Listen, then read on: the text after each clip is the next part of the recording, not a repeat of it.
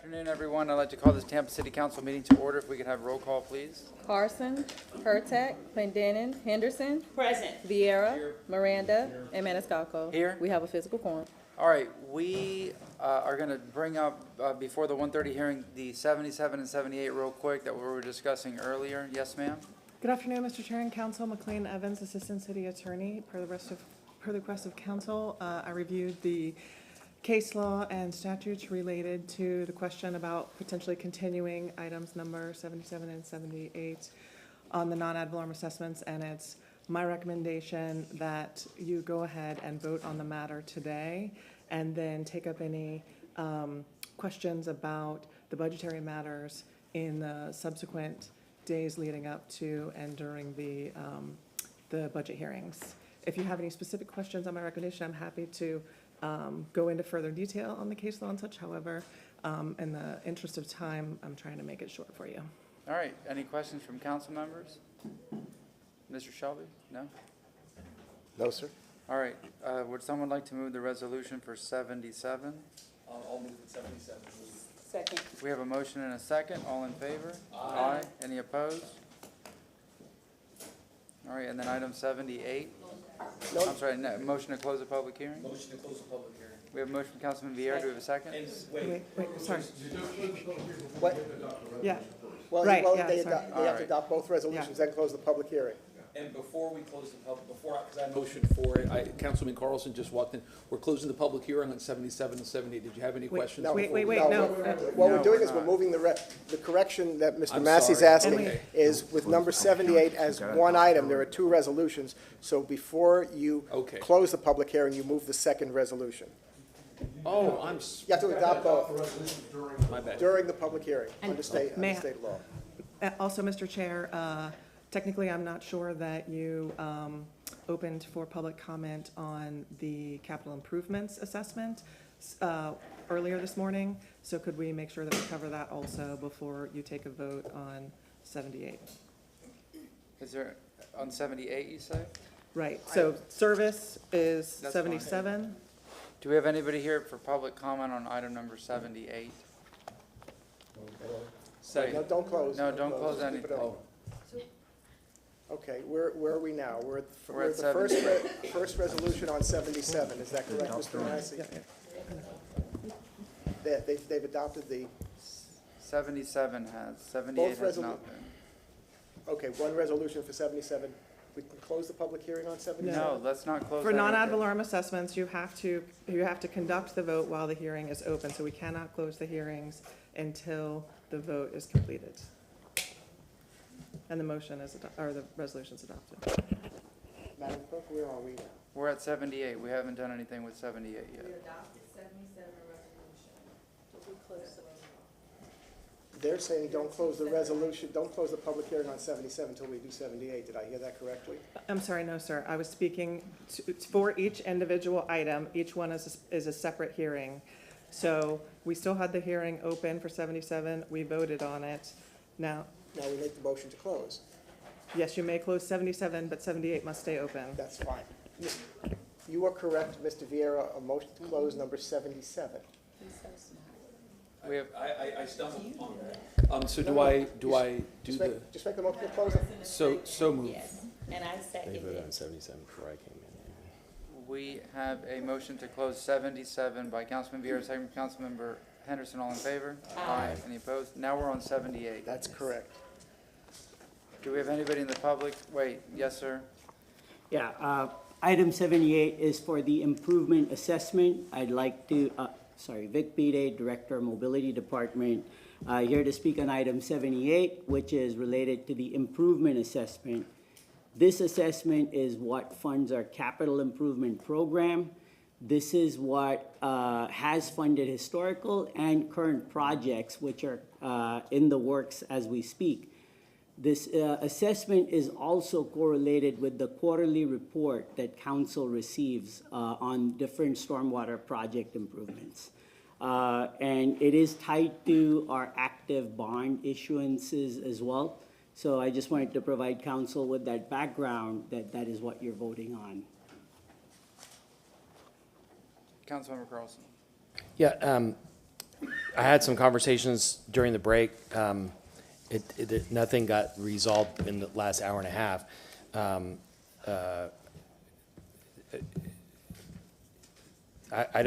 going to go ahead and vote for this. The first one I missed by accident, but the second one I'm going to vote for, not because I'm happy with it, but because we can't go forward without it. But we need to have, not a presentation, but not from you, but from CFO and our financial advisor to go through the numbers and really evaluate. The issue is not the big picture of what's being worked on. Part of it is the balance of what's being worked on, how versus staff. But the other thing is all of this money efficiently being used? And so I recommend, I can make the motion new business, but we need to have some kind of accounting or analysis of that or presentation of that before the budget, or at least shortly after, so that we can show the public that we're being good stewards of their money. Obviously, we need stormwater help because of all the problems we're having, especially on a day like today. But we need to make sure that we're spending the money correctly. And if we are, then hats off to everybody, and maybe we'll change some labels or something. But if we're not, then we just need to tweak and make sure we're putting all the money into fixing the problem. Thank you. Sure. All right. And I think the stormwater improvement was covered as an enterprise fund during the CIP presentation and workshop, and what the bond issuances are currently and all. But any additional details that council would like, we would be happy to present. Yeah, what I'm talking about is going down to the next level of detail, because presenting the big projects is one thing. Just like on pipes, we're being presented with tens or hundreds of millions of dollars projects. And all the feedback I get from the contractor community is that we're paying way too much, we're spending too much. And we need to be able to help you convince the public that we're spending this money efficiently. And if you are, then everybody deserves kudos for having done that. But I think it's worth the exercise. And if we're not, and you can come back and say, we found some way to shift or save, then great, we'll show that we're being good custodians of the public's money. Thank you. Thank you very much. Is there anybody here for public comment on this item? Yes, ma'am. Please state your name. Stephanie Pointer. I want to thank Ms. Kopasky for coming to me at lunch and saying, hey, these are the numbers, this is how they add up, and I don't have a problem with passing this today. I just like to be able to ask questions because that's my job. I don't get paid to be here, but it's my job to ask questions. Ms. Kopasky reached out to me, Mr. Massey reached out to me, Vic sent me a text and said, hey, can you send me those documents? That's who I heard from during lunchtime. You think about who it's important to that we're here. Thank you very much. Who would like to move this resolution for 78? So moved. Motion from Councilmember Vieira, second from Councilmember Henderson. All in favor? Aye. Any opposed? All right, can I get a motion to close the public hearing? Motion from Councilmember Vieira, second from Councilmember Miranda. All in favor? Aye. Any opposed? Thank you very much. Thank you, council. All right, we're going to go to the 1:30 public hearing. May I have a motion to open the 1:30 public hearing? So moved. We have a motion from Councilmember Miranda, second from Councilmember Vieira. All in favor? Aye. For number 84, there's a request to withdraw. Can I get a motion? Second. Okay, a motion to withdraw 84 from Councilmember Vieira, second from Councilmember Henderson. All in favor? Aye. All right, for 83, this is a quasi-judicial proceeding. I don't have anybody registered online, so if you are going to be speaking on 83 in any capacity, please stand, raise your right hand, and we'll swear you in. Even if you signed a speaker waiver form and are passing it on. Please raise your right hand. Do you swear or affirm that the testimony that you are about to provide is the truth and nothing but the truth? I do. All right, Mr. Shelby. Yes, hi. Thank you, Mr. Chairman, members of council. Martin Shelby, City Council Attorney. Before we begin, just a reminder that I understand there are speaker waiver forms. This is a public hearing. Under council's rules, you can speak for 3 minutes, or you can sign a speaker waiver form and allow the speaker, you waive your 3 minutes and allow the speaker to take an extra minute for you to do that. That requires you to fill out the form. Please do so. I hope you did legibly. You have to be present here and acknowledge. I will call off your name so we can make sure that you are here. And please don't sign more than one speaker waiver form. Also at this time, Mr. Chairman, I believe there have been ex parte communications, and I'd like those that have been made available to be received and filed into the record at this time. Motion received and filed from Councilmember Vieira, second from Councilmember Miranda. All in favor? Aye. Any opposed? Thank you very much. Ms. Johnson Velez. Thank you, Mr. Chair, members of the City Council. Susan Johnson Velez, Legal Department. This hearing is a review hearing for a petition for review for VRB 23-70 for a property located at 16 Davis Boulevard. The petitioners in this case are Stephen Stanley and Michael Fridella. They are neighboring property owners to the subject property on Davis Boulevard.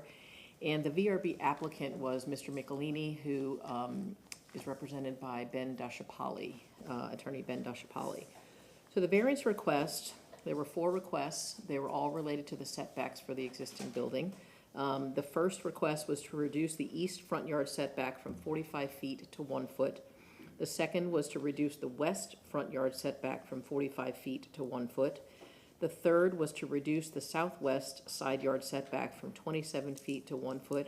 And then finally, the fourth request to reduce south side yard setback from 27 feet to 1 foot. So this property is in the RM24 zoning district, and the typical setbacks for that zoning district are front yard of 25 feet, side yard of 7 feet, and rear yard of 20 feet. But for each foot of building height above 35 feet within this district, the required yard setback is increased by 1 foot. So that's why you have the 45 foot down to the 1 foot, and that's the reason why you have the numbers for the setbacks in the request. The VRB held a hearing on May 14th, 2024 for this application and voted to approve the request 5-0. I have provided City Council with hearing procedures, proposed hearing procedures which both parties have agreed to for this hearing. Provided that in a packet to Council. I've also provided Council with code sections 27-61J2, which are the procedures for Council review of a board decision. And I provided the entirety of 27-61, but the J2 description starts at page 6 at the bottom and then goes on to page 7, and that'll give you the rundown of the hearing process. I've also provided Council with code section 27-80, which is application of the variance power. It will give you the 5 different criteria that the VRB are required to consider when reviewing a variance application. And then finally, chapter 27, article 7, which is the entire section on nonconformities within the land development code. Also provided Council with sample motions for your use at the conclusion of the public hearing. And if I may be allowed to, after you've heard all the evidence, and I can outline Council's different options once you've heard all the evidence. So the standard of review under section 2761J2 is de novo. That means that the board or council is not limited in its review to information, documentation, or evidence that the VRB based its determination on. City Council must follow the applicable ordinance, so in other words, the ones that I provided you in arriving at its decision, but Council may receive new evidence at this hearing. So staff present for the hearing, Stephen Eister is the VRB coordinator. He will be presenting the kind of procedural history of the case. We also have present Dave Jennings, who is the city's floodplain manager, and Dennis Fernandez, who is the historic preservation manager for the city. So they're all available if council should have any questions in the course of the hearing. So at this time, I'll turn it over to Mr. Eister, and he'll present the procedural history.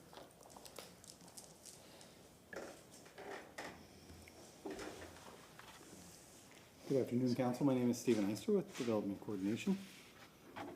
Give you guys. So, as Susan stated, this is a petition for review for VRB 2370, 16 Davis Boulevard. This is the ownership information. The owner is CLP 16 Davis LLC. The applicant is Steve Michelini. The property address is 16 Davis Boulevard. The zoning is RM24, and then the requests are what Susan stated before: to reduce the east front setback from 45 to 1 foot, reduce west side front yard setback from 45 feet to 1 foot, reduce southwest side yard setback from 27 to 1 foot, and reduce the south side setback from 27 to 1 foot.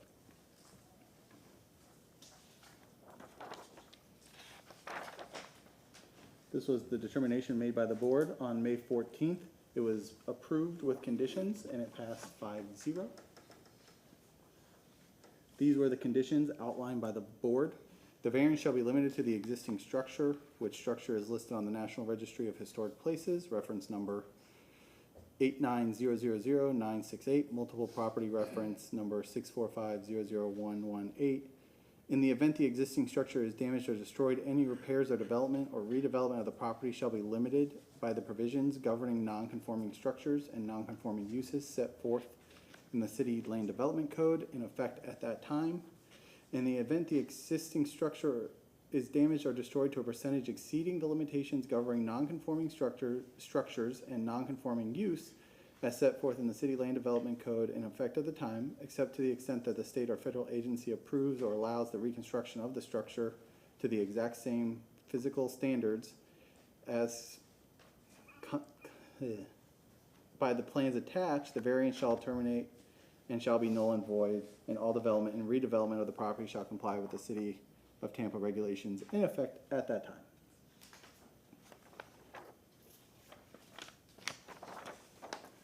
This is a map of the site. It's a lot clearer when it is in color, but it is this triangular property right here. This is the current view of the site. As you can see, there's a horseshoe structure with a courtyard in the center and some large laurel oaks.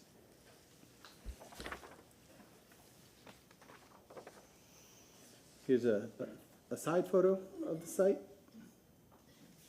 And then here's the additional front photo, just to kind of show the steps of the courtyard. This is an additional side view showing the two trees here and here. And then here's the last side that you guys have not seen yet. And then there's like an empty lot here.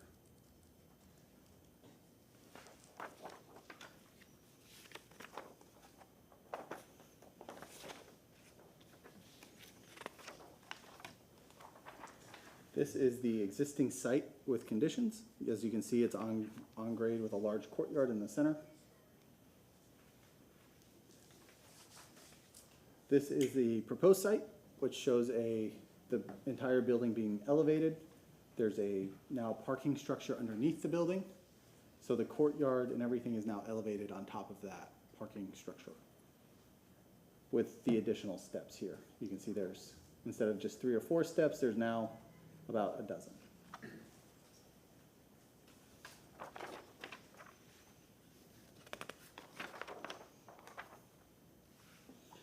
This is the legal description and site calculations for the site. Some general information. Here is the ground floor plan showing the parking.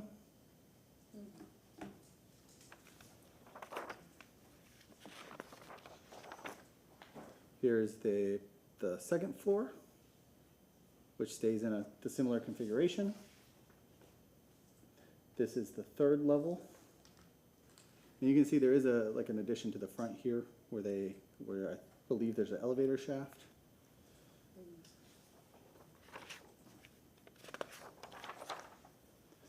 This is the third, the fourth,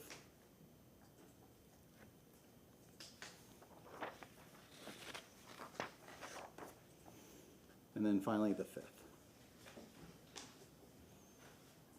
Here's a side-by-side comparison of the site. This is the site as it exists today. This is the site after the parking garage is put in underneath it.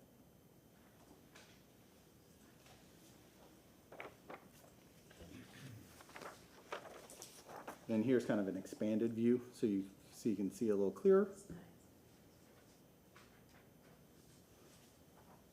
And then here's the proposed elevation again.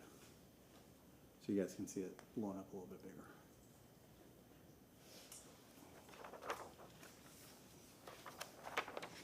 And then we have the development review comments. So all parties found the proposed project either consistent with conditions or no conditions. They just found it consistent. And I'll let you guys read through some of those comments, because some of them are lengthy, like the ARC and historic preservation. If you need any additional information, like Susan said, Dennis is available.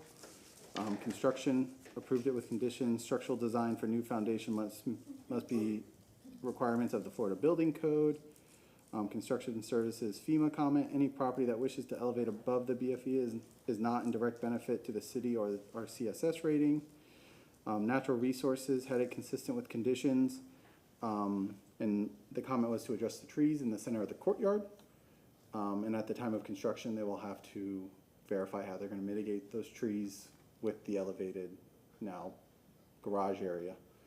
Right away found it consistent with conditions. TICO found it consistent with conditions. Transportation also found it consistent with conditions. Stormwater consistent. Water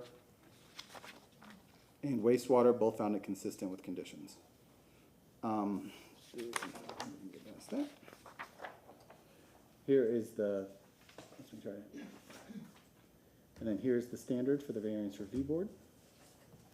As you guys know, the variances are based off a hardship, and that is the criteria that Susan provided to you guys as well. And we will be available for any comments or questions. Councilmember Hurtak. Thank you. Can you please put the elevation map up again? The one that shows both? Yeah, let me find it.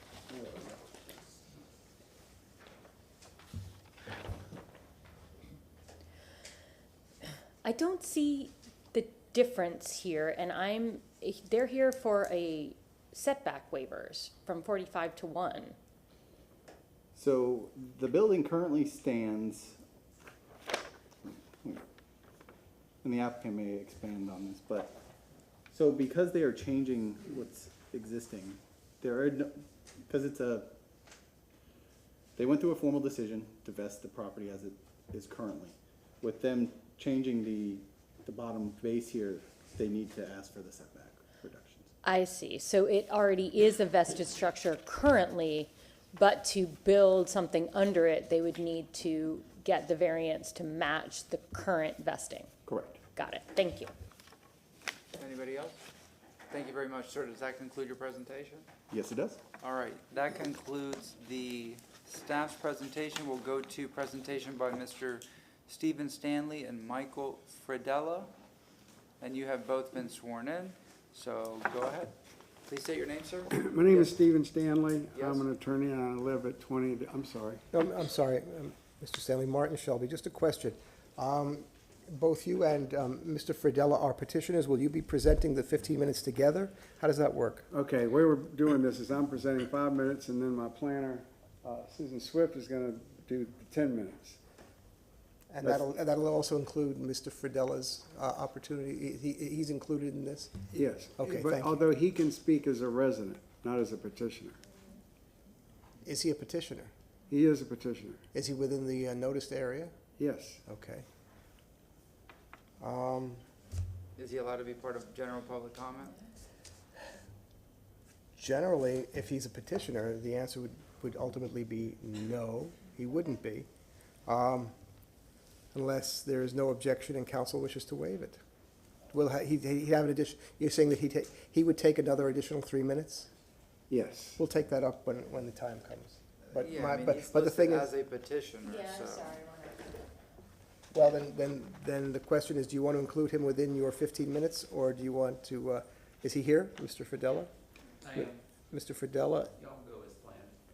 We'll go as planned then. Okay, thank you. He's not allowed to speak as a resident, a member of the well, public. he can include, if you feel the need for extra time for him, you can request extra time, but the fact is, he is a petitioner, and Okay. he's participating as such. So we'll see about requesting extra time when we're finished. Okay, thank you.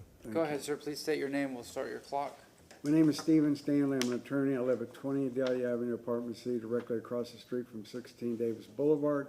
There's 4 townhouses, not the condominiums, that are right across from 16 Davis, although the condominiums are too, they're on the corner.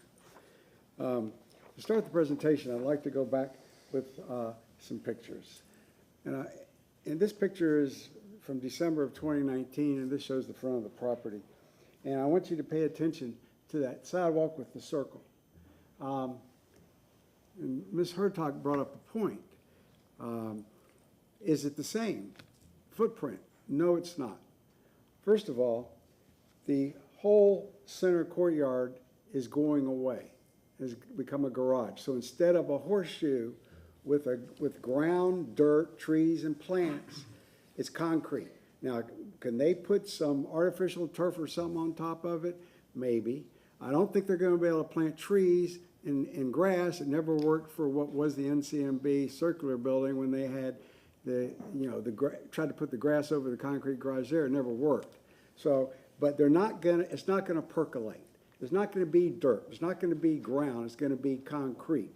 The other expansion is, and the gentleman showed you in those plans,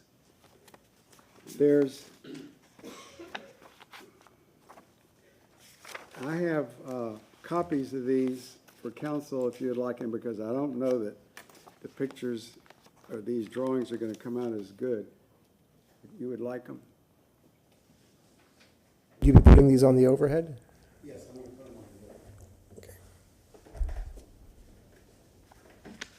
So, if you look carefully, and it came up better than I thought. If you look carefully, the one on the left is existing. And I want you to look at the difference between the lines where now it comes all the way out to encroaching into what was the circle, the building does. It's beyond the original footprint. And even though it's hard to see unless you're starting to look for this, because this, it's a slick presentation, a slick plan. If you look at,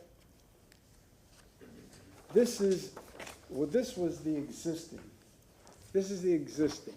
So if you notice, you don't see any expansion.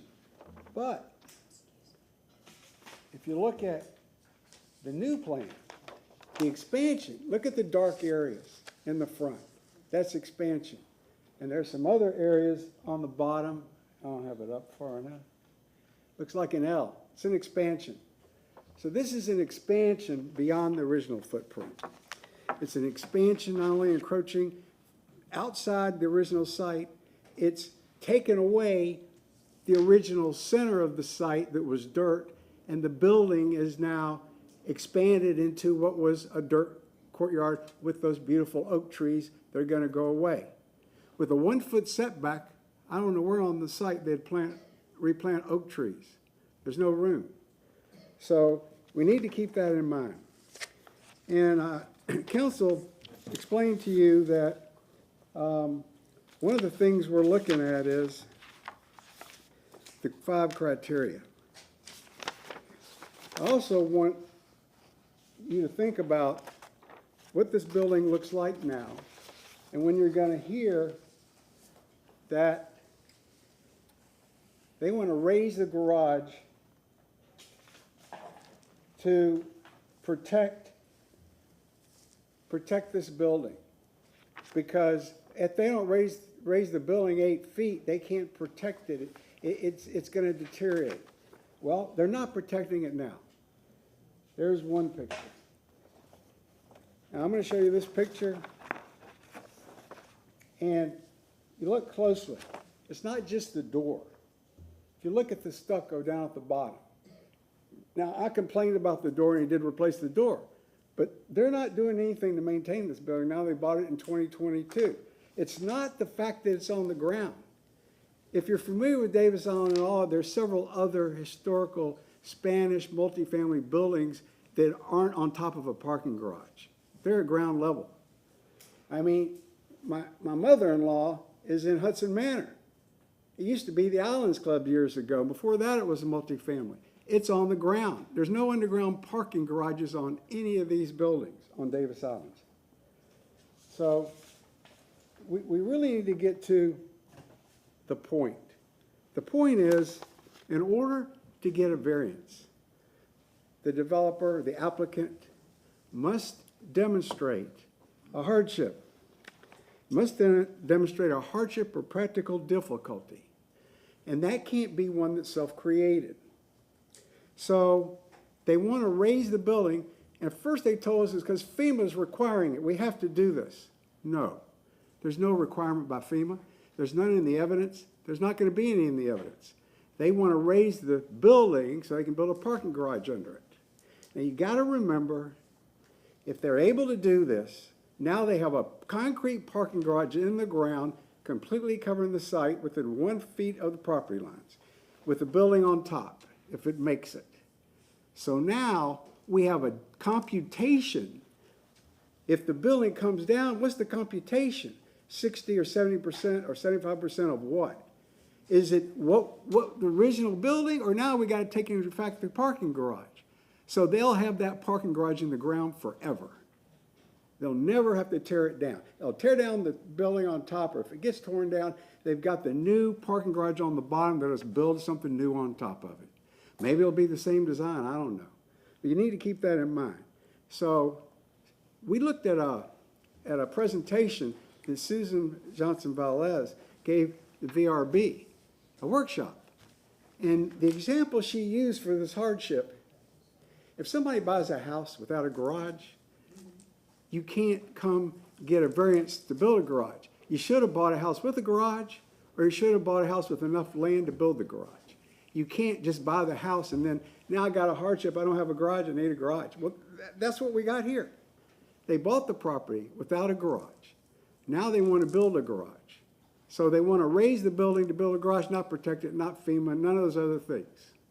Ultimately, they'll raise the building, build the garage, and convert those into 22 luxury condominiums with a garage underneath and sell them.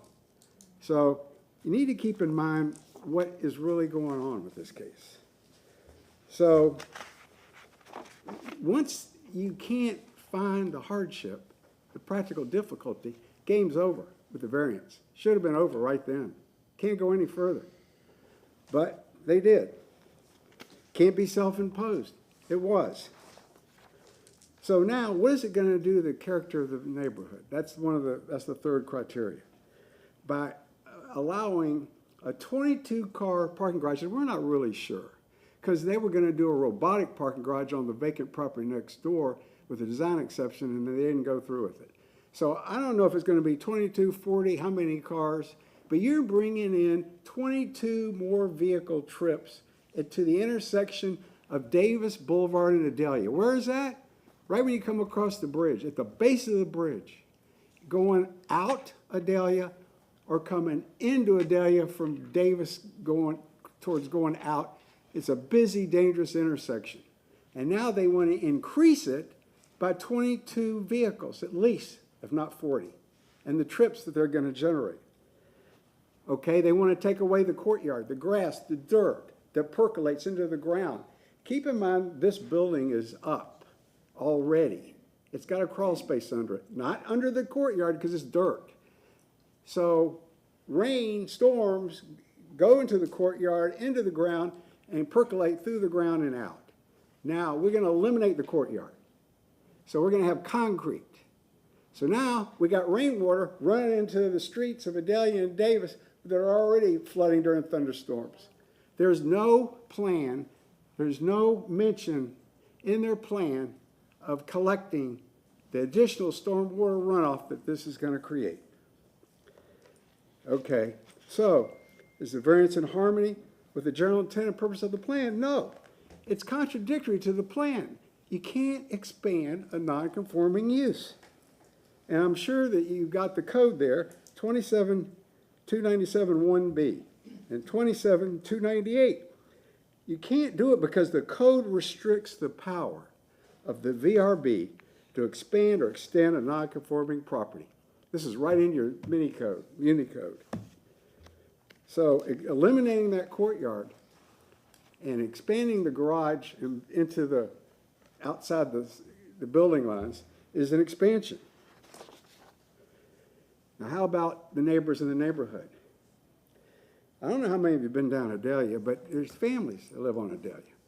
After you get past the pink building that we're talking about, you got families that live on the street. You know, their houses, we have a townhouse, but then there's houses, and you have kids that play out there. You have pets that are running out there. All of a sudden, we're going to increase the number of vehicles coming into that street by at least 22 or 40 in the trips. So is this helping the neighborhood? No. And then what about the stormwater runoff? I've got one of the residents telling me, well, there's a manhole there and it gets blocked up and the water won't drain and it floods. And they're going to build this building right up to it. And you're going to increase the runoff. So, you know, I'm surprised this thing got by the VRB. I mean, I saw the video of their attorney telling them about the garage story with the house. I don't get it. I don't know how I got out of there. I don't know how they approved it. The first thing is it couldn't be approved because it wasn't a hardship that wasn't self-inflicted. So I'm saving the rest of my time for Susan Swift. And please silence your cell phone. I'm sorry? No, the cell phone. Thank you very much, sir.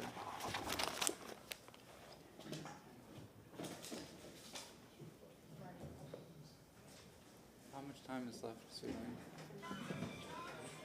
My name is Susan Swift. I have, She's got may I time. ask for some more questions?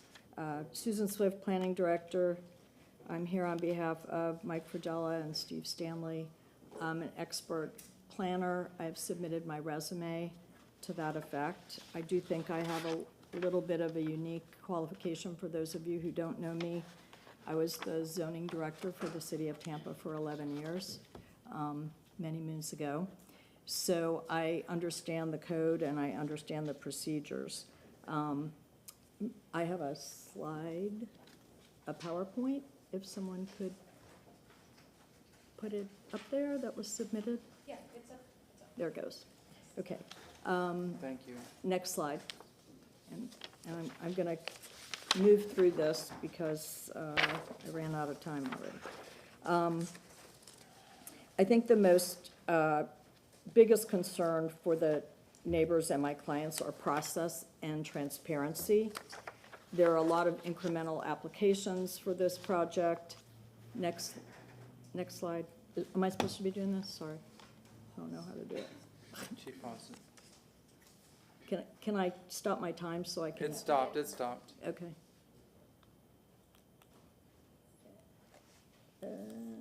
Okay, sideways. All right. And can it come up here or not? Or I have to look up there? Does anybody, can they make it come up here or no? Okay, then I will stand back here and hope you can hear me. So there's a lot of competent and substantial evidence that we provided at the VRB. To repeat, thank you very much. They put the slide down here. The biggest question, or the biggest issue is, this is, we agree with the decision letter. This is a legal nonconforming use and a legal nonconforming structure. Therefore, this building footprint is grandfathered. They didn't need a setback variance to build, to keep what's there. They need it to build a garage underneath, but they do not need to have any variance. That is the basis. There's a lot of smoke and mirrors. You'll see there's a lot of different site plans. It doesn't meet the hardship criteria. It's expanding the nonconforming use. You heard a lot of that. One of the biggest issues is the application itself was so deficient. More than half the items required in your VRB application were not presented on the site plan or in the application. The premise that it needs to be raised, you've heard that. Unlike the newspaper articles, no government agency is making them do this. They're doing it to build the parking garage. I'm not a proponent of PDs. I think they're overused in the city. This is one project that should have been processed as a PD. These are all the items in your checklist that were not provided on the site plan in this application. It is completely deficient, should never have gone to the VRB in the first place. And there are so many inconsistencies. I didn't have enough time in my 10 minutes. I certainly don't have enough time in my 3 minutes, so I'm happy to answer any questions if you have them. There were at least 5 site plans submitted. To the point earlier, the staff person presented various sheets of a site plan. Those were not included. Several of those sheets are not on the decision letter.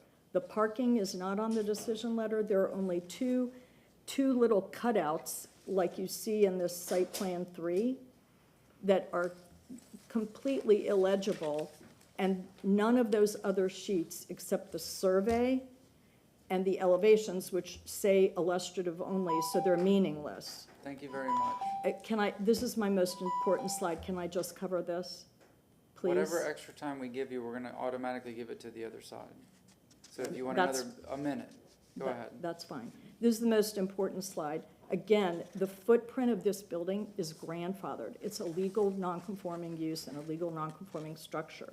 The blue is where your code says shall not extend to occupy land outside such building.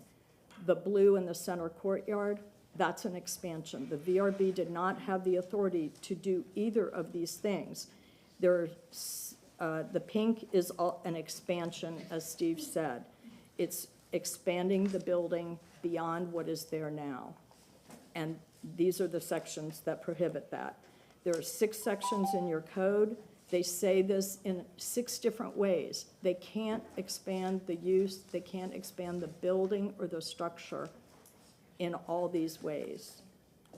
And then it got worse because we have never seen the sheets that were shown, and the decision letter, I'm skipping all the way to the end, the decision letter does not have the sheets that your staff just showed you.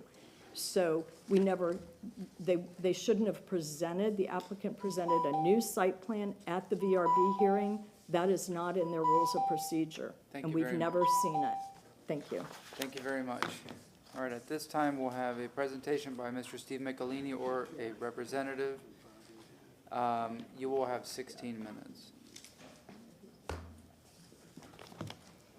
Thank you, Mr. Chairman. Before we get started and my time begins, I just have some housekeeping procedural matters. Please say your name, sir. Sure. Ben Dachapali on behalf of the owner and the applicant for 16 Davis Boulevard. I'm with the law firm Bradley, Arent, Bolton Cummings, located at 1001 Water Street. I'm also a Davis Island resident, and I live at 551 Riviera. Before I begin my time, I just have some housekeeping matters, Mr. Chairman, if that's okay? Go ahead.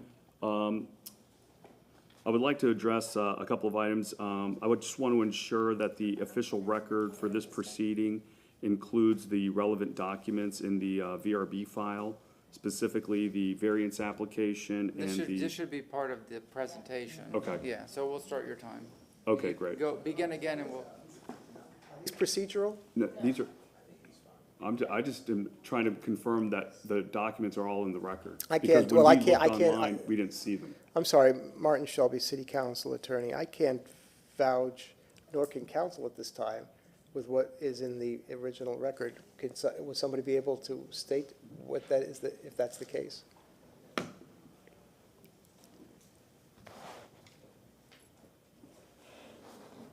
Hello, this is Stephen Eister again with the City of Tampa. Everything from the original record is still present in the record. There's a packet, I believe, that was sent over to you guys. That was about 350 pages, containing all the information from the record condensed, so you guys could flip through it without having to go through a SALA. Okay, thank you. As I will be presenting a PowerPoint, we will just be introducing a hard copy of that into the record as well. Lastly, housekeeping matter. I understand, obviously, this is a quasi-judicial hearing. It's kind of awkward to even ask, but, you know, in light of a recent 13th Judicial Circuit opinion by Judge Moe in the Liberty Hospitality Management versus City of Tampa case, I just have a legal duty and obligation on behalf of my client to ask the council attorney or the city attorney whether there is, whether the city council has the legal authority to exercise quasi-judicial powers in this meeting. If so, we are more than ready to proceed and just want to reserve our rights accordingly. As happened this morning, when Mr. Massey spoke to City Council, the city attorney, and Ms. Johnson-Velez is here, she needs to opine in on behalf of the city attorney, but she has opined that it is her recommendation that you move forward with these quasi-judicial hearings, and it's appropriate for you to do so. Thank you. With that, I'm ready to proceed. All right. Once again, I represent Adam Schlesinger, who's sitting here, and the applicant, Steve Michelini, regarding 16 Davis Boulevard, the respondent in this matter. You know, my client sought this variance to preserve and protect and upgrade a 99-year-old historic building. The VRB evaluated all the criteria, and on May 14th, 2024, unanimously approved VRB 23-270, 5-0, to lift the building 7 feet 6 inches because substantial competent evidence was presented and we met all the 5 variance criteria. And I'm going to go through those criteria for you so you can see what the VRB actually evaluated. This was a very lengthy hearing. It was over 2 hours long. The VRB listened to all the testimony and evaluated all the evidence and the 5 variance criteria that I will discuss later in this presentation. But it's important to note that the VRB conditions, the VRB included conditions as part of their approval. As was stated by city staff, the approval included the specific conditions to safeguard against any concerns that the variance would apply to any future development of this property. This variance only applies to the existing structure, and the variance terminates if the building is destroyed or damaged that exceeds the limitations governing non-conforming structures. So I'd like to give you some background on the building itself and its historical significance. It's remarkable that this building has remained in the same configuration for 99 years, and it's even more remarkable that this owner, Mr. Schlesinger, wants to ensure that it's preserved so that it remains for another 99 years. The subject property is now known as Villa de Leon. It's located at 16 Davis Boulevard, and it was constructed back in 1925. There's a rich history to this building. It was built in 1925. This is an original photograph, and it was originally called the Spanish Apartments. It was developed by D.P. Davis to be a gateway structure onto Davis Islands and announced the Davis Islands Mediterranean theme. It exists today as it was originally constructed with 22 apartment units covering 2.5 lots and no parking. On August 3rd, 1989, the subject property was listed on the National Register of Historic Places. It was nominated by the state of Florida's Bureau of Historic Preservation. So before this application, this variance application was made, the city did issue a formal decision notice, and it confirmed the following: that the structure exists in the same location on lot as originally developed with 22 units. The setbacks are in fact legal nonconforming, and the density is also legal nonconforming. So that brings me to the variance request itself. The purpose of the owner's request in this particular case was to preserve an historic structure, to comply with current FEMA requirements, even though there's no obligation to, and to alleviate the on-street parking. And a lot of the letters and emails of support that this council has received is just that. They want to see a relief of all the on-street parking that this building obviously generates with 22 units. So the variance request will not change, despite what petitioners are telling you, the existing building location and the setbacks. The density and the setbacks will not change. Those are the only 2 non-conforming issues that we're dealing with for this variance request. Lifting the structure does not increase the non-conforming setbacks. And here are the setbacks. As you can see, they've been the same since 1925.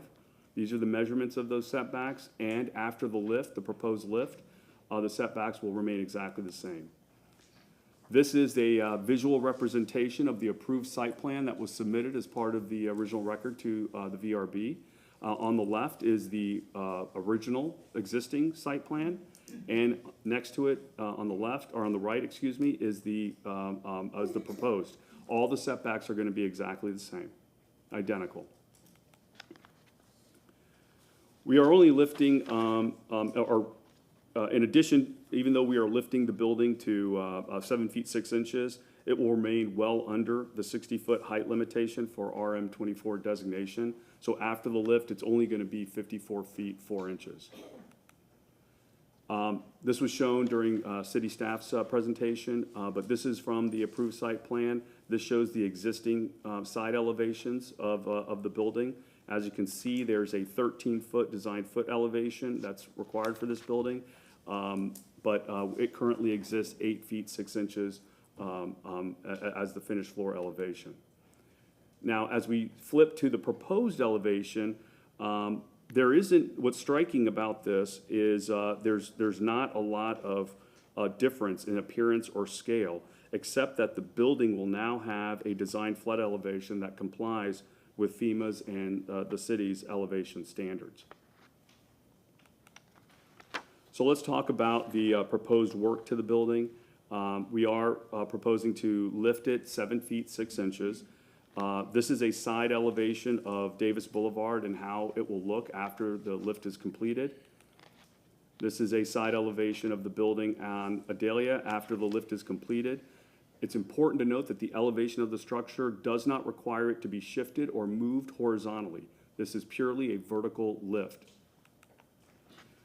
Now, the owner has taken great care to select a specialist in structural lifting by retaining Brownie Structural Movers, which has been doing structural lifts for over 100 years all over the state of Florida and the southeast United States. Mr. Jackson Brownie is here.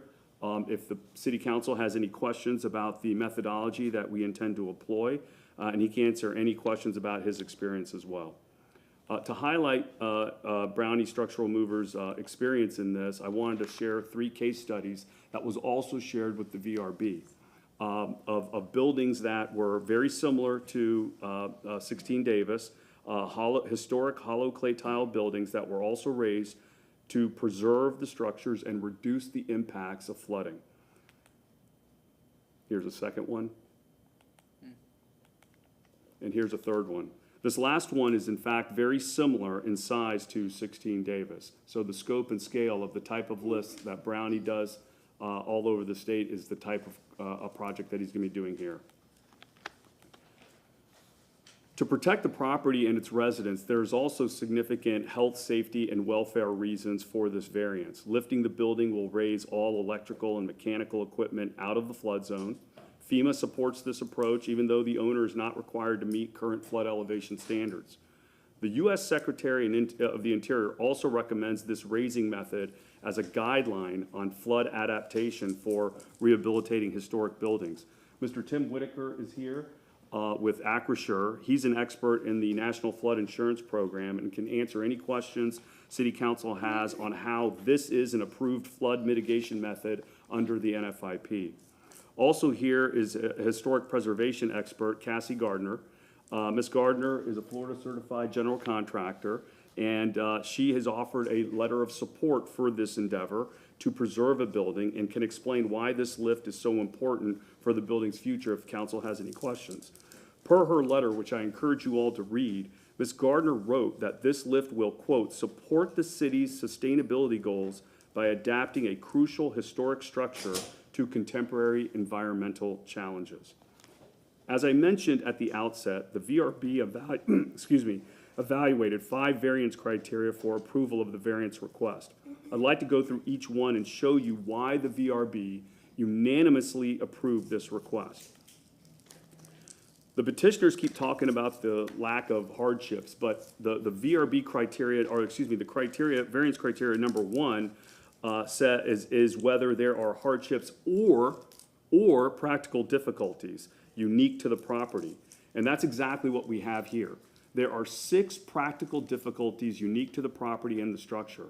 The structure was built in 1925 prior to zoning setback and height regulations and is legal nonconforming. Configuration of the subject property is on this really oddly shaped triangle that has existed as such since it was developed in 1925. The property also has very unusual setback requirements due to this odd shaped triangle.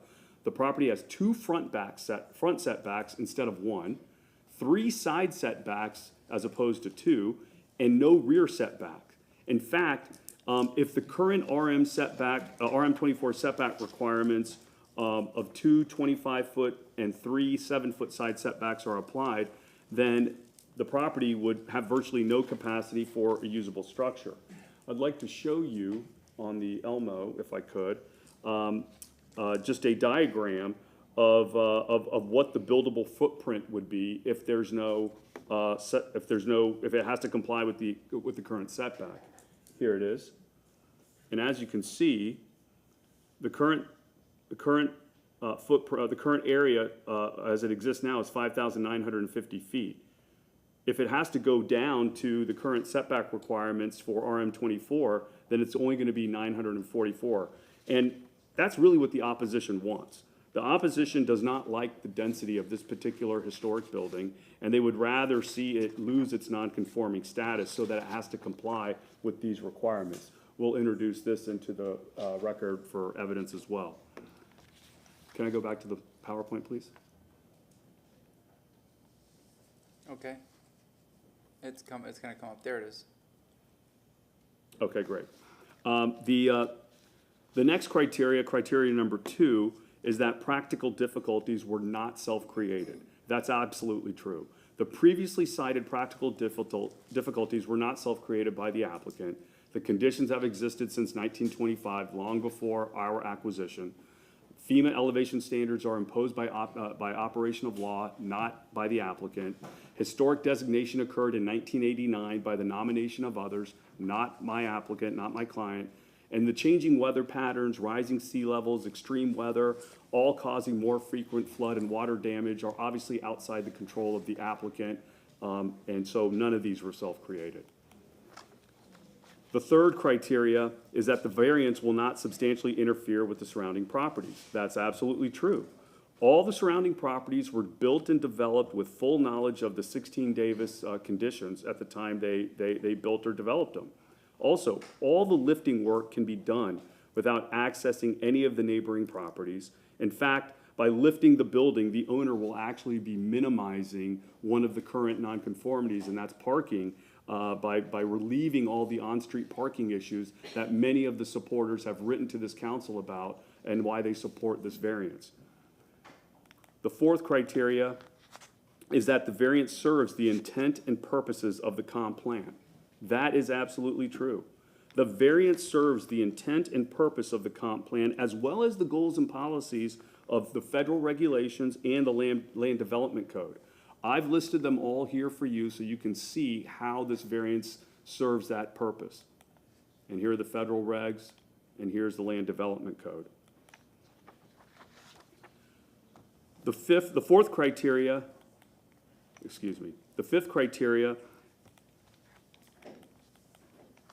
is that substantial justice will be served. This is true.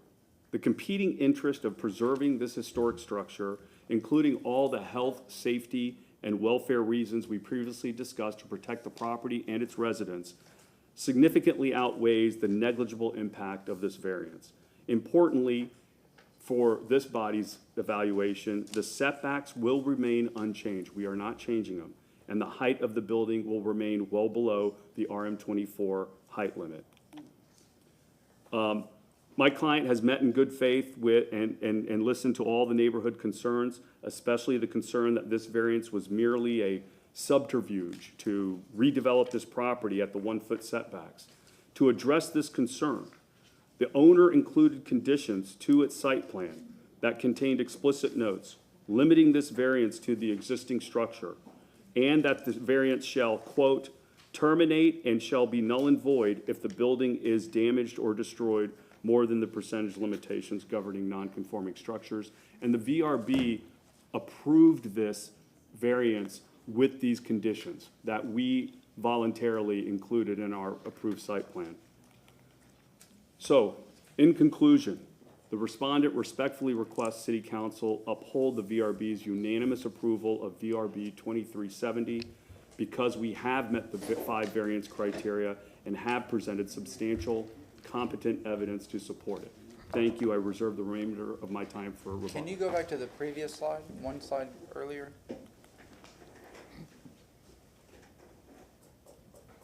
Is my time stopping? Okay. Yeah, if we can pause this time real quick, I just want to read this.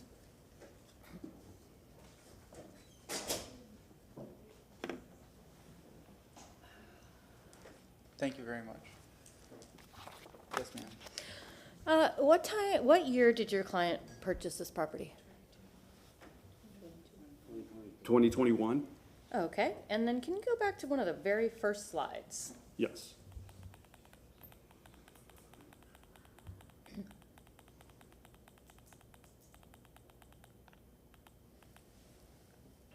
The slide where you had the reasons that you want to do this.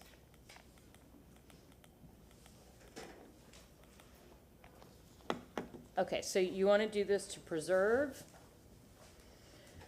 comply, and alleviate, okay. I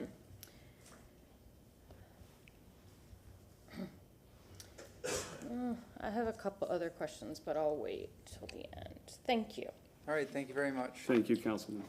So at this time, is there anything further in your presentation, in your section? I will reserve time, the remainder time for my rebuttal. There is no rebuttal, there is, I'm sorry. Wait, I'm sorry. Yeah, According we to the have- procedures, we Yep. have time for. Yeah, no, we do. I have 2 pages here, so. All right, next we go to, Somebody gesturing with stuff, Mr. DeChapelle. Is that what, Mr., is this, if you can, is this being submitted for the record? Yes, everything that I said I was going to submit for the record, we're just going to hand it to you now. Okay, thank you. yeah, for clarity, you have rebuttal, and then Mr. Stanley also has rebuttal. I have 2 pages of instructions, so.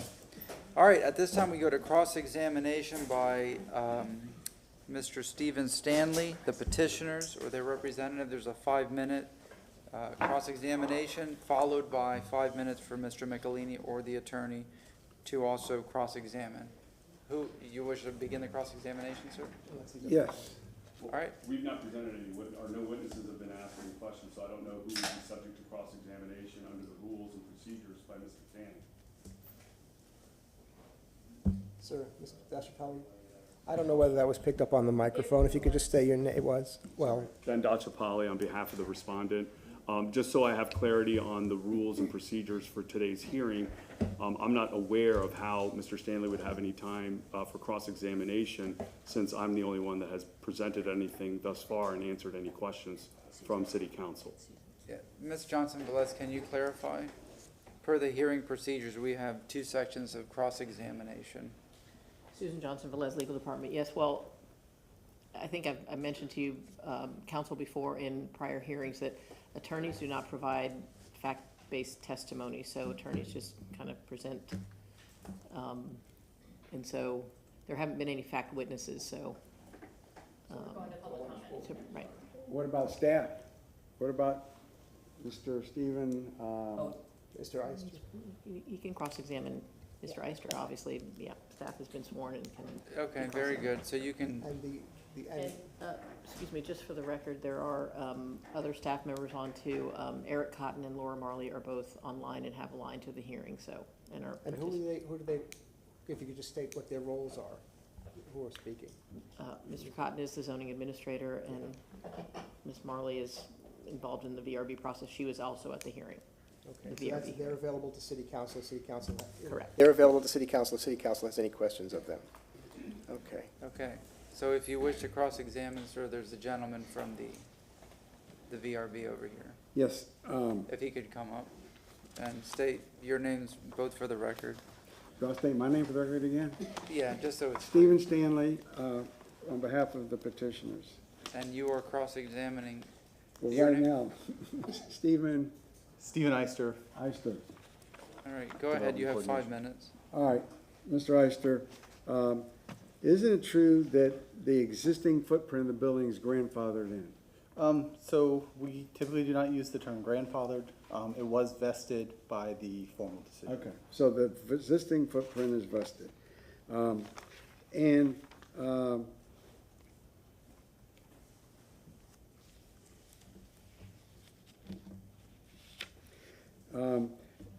is it, okay, so you showed council multiple pages that were, I'm assuming allegedly, part of the plan, the site plan that was approved.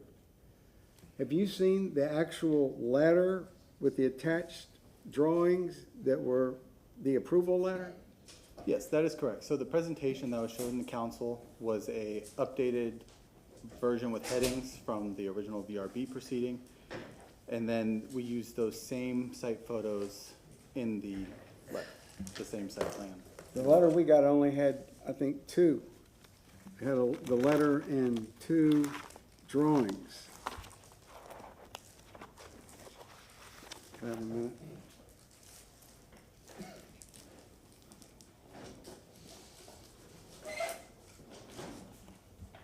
And that's what we filed with the petition.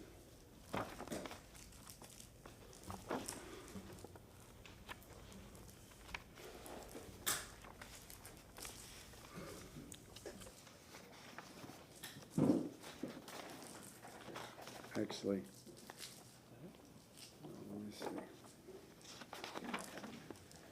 I stand corrected. It has the survey and the drawings. It only has, okay, isn't it true that the letter has the letter? It's gonna come up in a second. All right, does it zoom out? There we go. First page of the letter. Second page of the letter. A survey.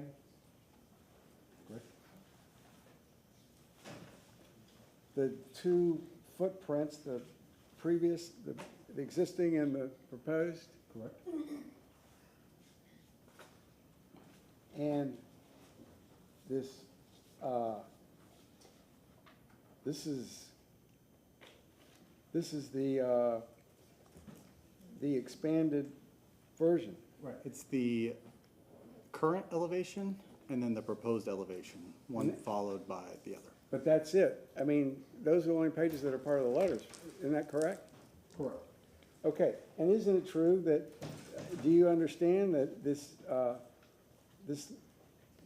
new proposed, it shows an expansion of the site beyond what the building was before? I see the elevation for the garage, correct. It's an expansion. I would refer that to Eric, who's available, to discuss if it's an expansion or non-expansion. Okay, of can we the- stop my time when we get Eric, because Eric is online. Eric, Mr. Cotton, are you listening to the question? Yes, sir. Okay, so is that an well, I'm sorry, you asked the question. Okay, he's on camera. Yes, I heard the question. Yes, he Mr. is. Stanley, I'm here. So the question is whether or not that would be considered an expansion of the Mr. Cotton, structure. let's swear you in just in case. Raise your right No, hand. I was sworn at the beginning. He will, okay, he's, see. Yes, all sir. right. Go ahead, sir, I'm sorry. to So, interrupt. yeah, okay, so the question is whether or not that's an expansion of the building. There were numerous site plans that had been submitted to that as part of the record, and it does appear to be an expansion of the structure at the footprint. Yes, it does appear to be that way. and isn't it true that turning the dirt courtyard with trees into a concrete garage is an expansion of the footprint of the building? Just strictly lifting the building up and putting another level on the building would not be an expansion of, is an expansion of the footprint of the building, but not necessarily expansion of the nonconformity regarding the setbacks. But it's an expansion of the building, Correct. okay? So you're saying it's not an expansion of the nonconformity? The discussion for the variance review board was the required setbacks of the property. So the nonconformity that the applicant was trying to cure through the variance process was the exterior setbacks. So that's what the board reviewed, and that's what the board had approved, was a reduction to setbacks from X to Y, from 45 feet down to a foot or whatever the actual numbers were. That was the request before the variance review board. So the variance would have cured that setback issue. So anything interior to the structure would not necessarily be an expansion, expansion of a nonconformity in regards to the setback issue.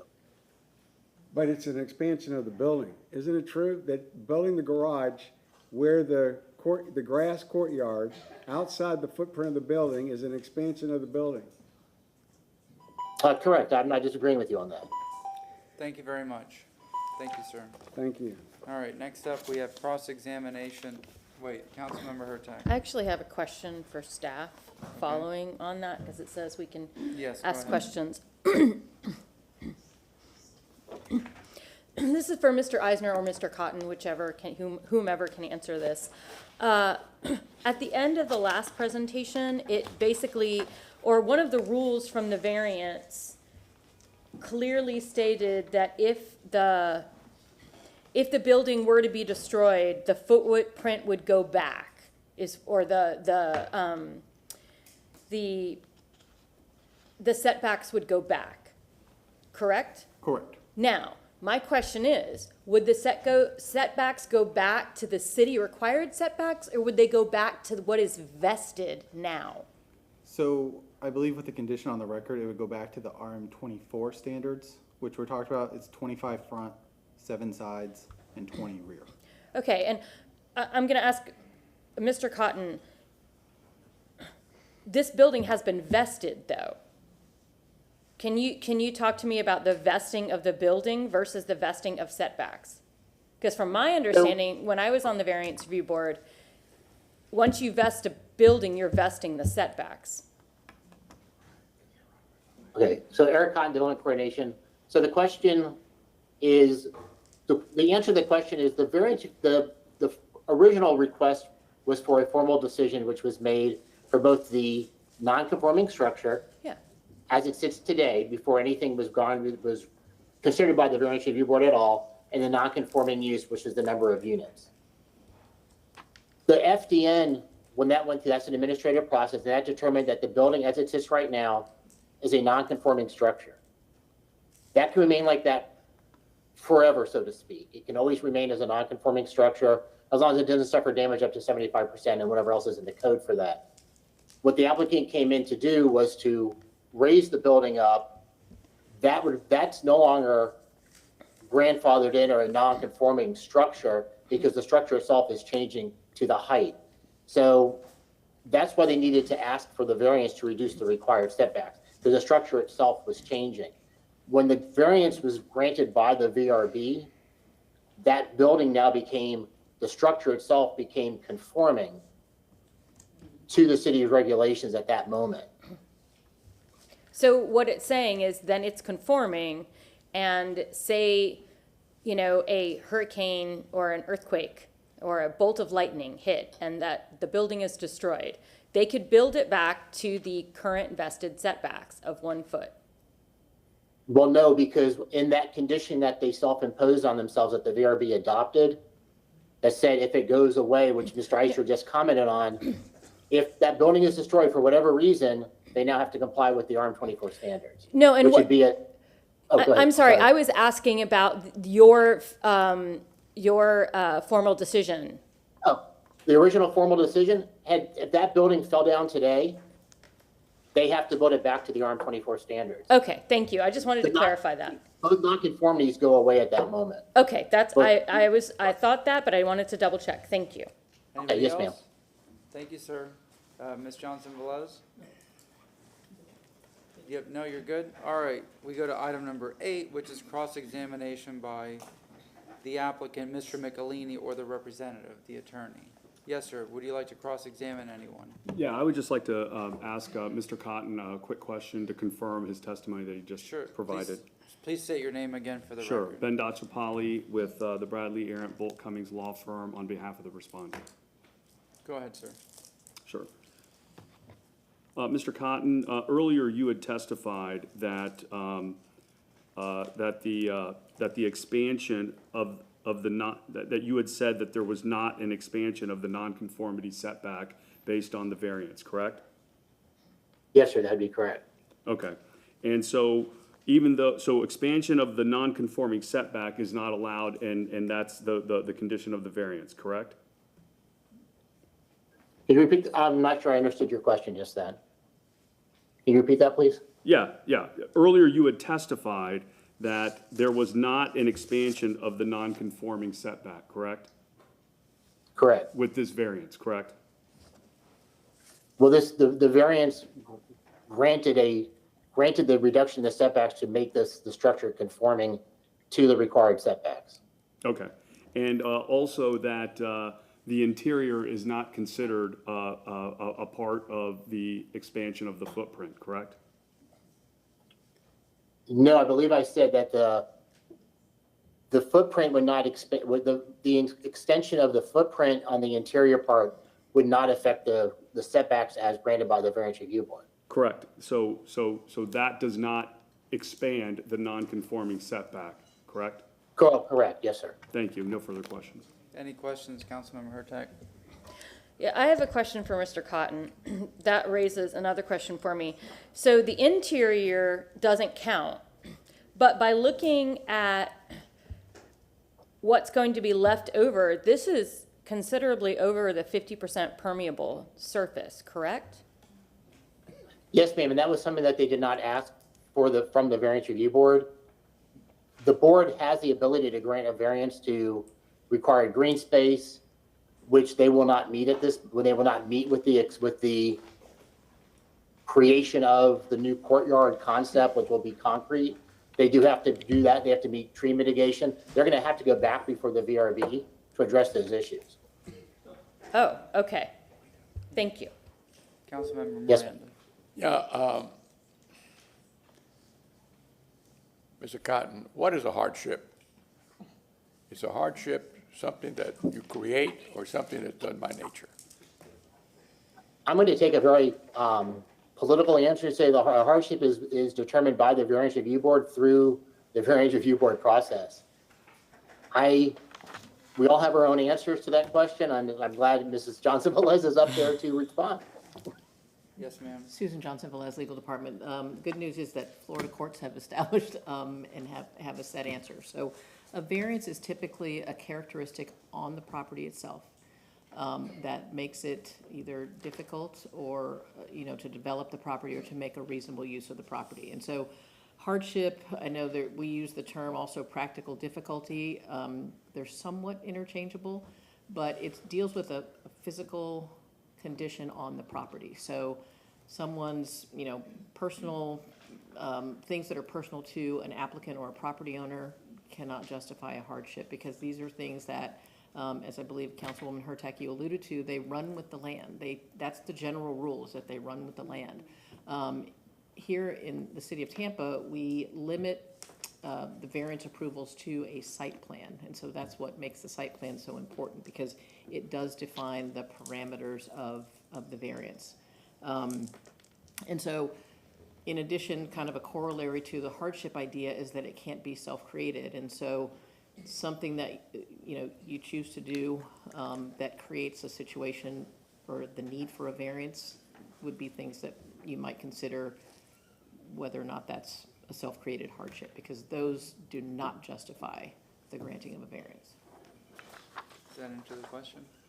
Thank you, yes. Thank you very much. Anything else? If not, we will open it up for public comment. If you have speaker waiver forms, pass them on to our attorney. He'll read off the names. You need to be present if you're listed on that form in order for that time to count.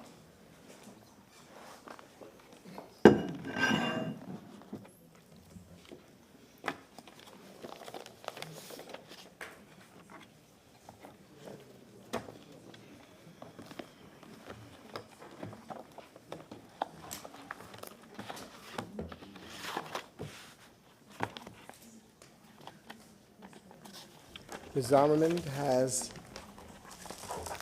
I see seven names replacing that. Let me find out who's here. Ms. McCaskill, I see you here. Pamela Colker, thank you. Sandy Sanchez, thank you. Adrian Laramie, thank you. Marla Gian Lorenzo, thank you. Michelle DiGiori, did I say that correctly? Thank you. Let me see. Michelle DiGiori, I do not see Michelle here. Last call. Speak up, please, if you're here. Okay, Fran Silcox? Fran Silcox, are you here? Last call for Fran Silcox. No. James Garnisa? James Garnisa, are you here? Okay. Last call for Frank Silcox, Michelle DiGioni, or Marla DiLorenzo. Okay, that is 1, 2, 3, 4, 5, 6. Martha Jean Lorenzo is there. Yeah, okay, so it's Michelle DiGiori, Frank Silcox. I did get it right. Okay, it's 1, I'm sorry, 1, 2, 3, 4, 5, 6 names for a total of 9 minutes.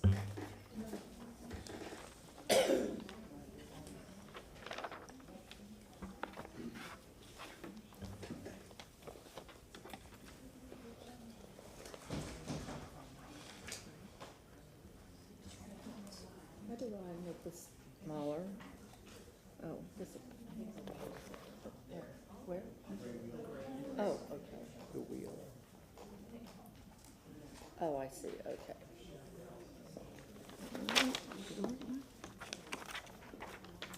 Okay, is it time to start, or? When you start. Oh, okay. Debbie Zommerman, 192 Corsica. I've been sworn, and I am a Davis Island resident, and I am also the chairman of the the zoning chairperson of Davis Island Civic Association. Did everybody get the handouts? Okay, thank you. I'm going to start with some housekeeping things first. What I've got here is that ignore everything regarding FEMA. It's just a smoke screen, because this lifting is solely for the purpose of providing parking. There's no FEMA regulations requiring this change. The issues are not specific to this property. And I'll show you an example of 45 Davis Boulevard, which is the Palace of Florence, which this is 16 Davis, 45 Davis Boulevard is in close proximity. It's on the National Register of Historic Places. If you look at the windows and vents, there's substantially similar heights, so it looks like they've got substantially similar finished floors. And there's no evidence in the record that this substantially similar building actually needs to be lifted. So this is not an issue to be addressed via the variance. And with regards to the FEMA regulations, I see Dave Jennings is in the audience, and he did speak to that, and I've got transcripts, and if the transcripts were recorded correctly, he concurred that there were no FEMA regulations that were requiring this lift. So please feel free to have him correct anything I've misstated. Here is 45 Davis. You can look at the windows here and the venting. And if you go back to the Davis site, which you've got in your packet, you'll see they're substantially similar in height. Here's the Wikipedia page. You can see that it's on the historic listing. Here's the references. And then the next housekeeping item that I want to say is that at the Variance Review Board and through many communications and things like that, there were comments made that staff, land development staff, was making them do it this way. I wanted to put in this email from Eric Cotton. This is not land development making them do this way. You can check that out with Eric, but it's my understanding this was the applicant's preference, not a requirement from staff. Then on this one here, there was a very, very great Variance Review Board workshop. I'll show you the handout. Ms. Johnson-Velez knows the handout, as does Stephen, because they were both excellent presenters at that meeting. In that handout, it says competent evidence. We have to focus on competent evidence. It's fact-based testimony. We are in a workshop variance. Expert-based opinions. This tree limb can be proved. And then non-competent evidence is layperson opinions. Just go down to the final one. Attorneys' opinions. Attorneys are advocates and not witnesses. So there were things put into the record today by the applicant's attorney, but there's no competent substantial evidence in the record. It's what they're saying and what their opinions are. I don't think I need to greatly go into the fact that the code does not meet the variance criteria. What I can say is that I do have the transcripts from the Variance Review Board meeting when they held the workshop. I've got it right here. I'd be more than happy to pull out any comments from here if you'd like. But the example that Mr. Stanley used with when you buy a house and there's not a garage, if you need a garage, you should have either bought a house with a garage or a house that had room for a garage. Those were comments taken directly from what Ms. Susan Johnson Velez said, and I would ask her to go ask her, does this meet the criteria of a self-created hardship? Because that example that I just gave, she said in the workshop, that does not count as a self-created hardship. So we absolutely think that, they knew what they were buying. They bought the land, they bought the property.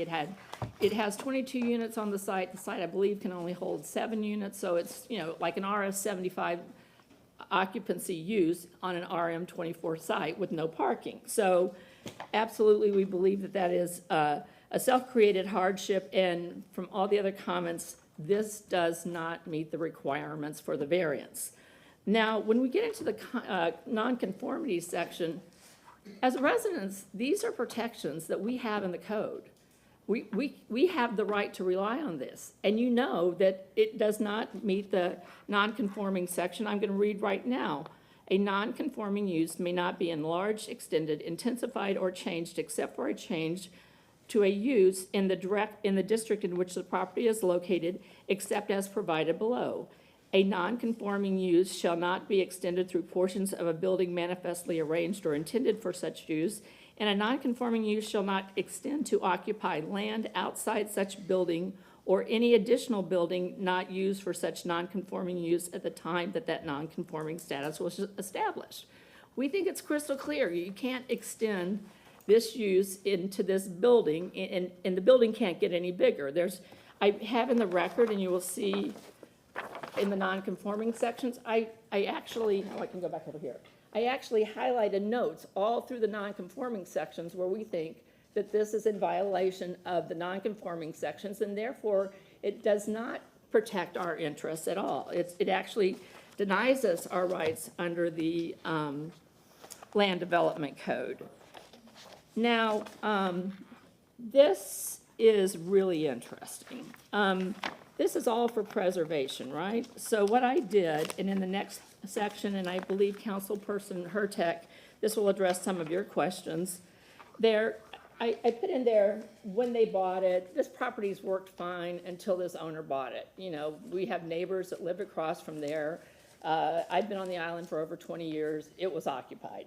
I went into the property appraiser's records, and in May of 2022, it listed that the property was 96% occupied. So it appears that reasonable use is not an issue.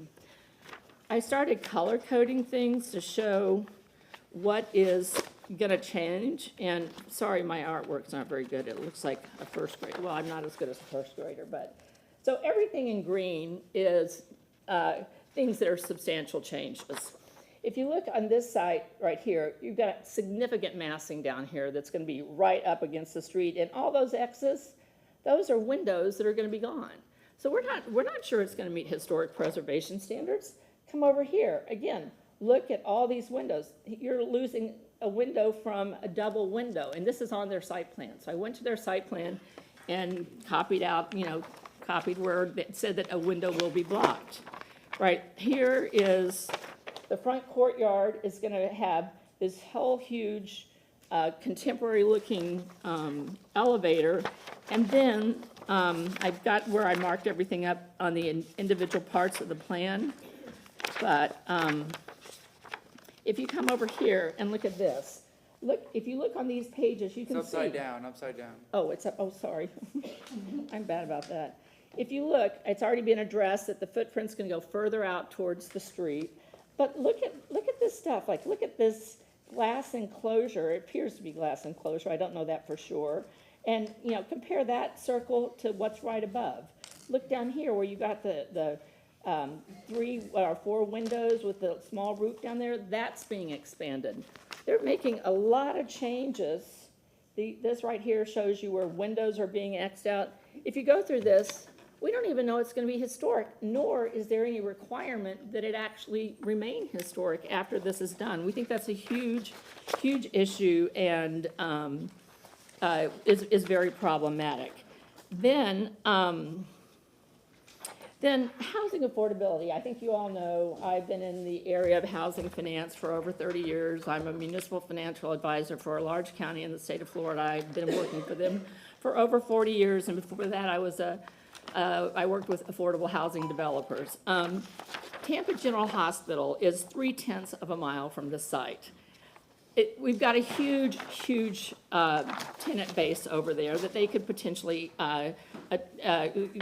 utilize for this property. And just in this past weekend's paper, it says affordable housing crisis for Tampa General to build its own. It seems like you would have a very great opportunity here to have some housing that is available for residents that are less car dependent than in a normal community. Thank you very May much. I have one more minute, please? No. Okay. Thank you so much for your time. Thank you very much. All right, thank you. All right, who's next? Batter up. What? Who has 7 minutes? Who has 7? Whose form is this? Ms. Zommerman completed her time. This wasn't submitted to me at the start of the hearing. Is that a name that wasn't called? I don't, Whose name is that? Linda Tishman. Linda Tishman was not on the original list when I called the names.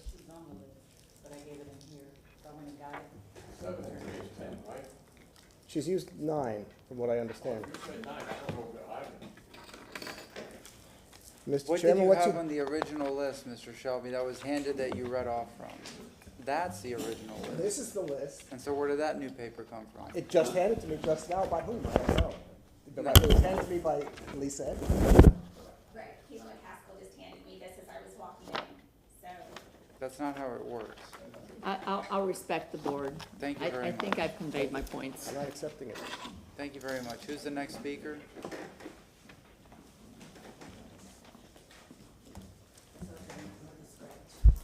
Okay, oh. So call her name. So Linda Tishman is here. Yes. Linda Tishman? Hello, thank you.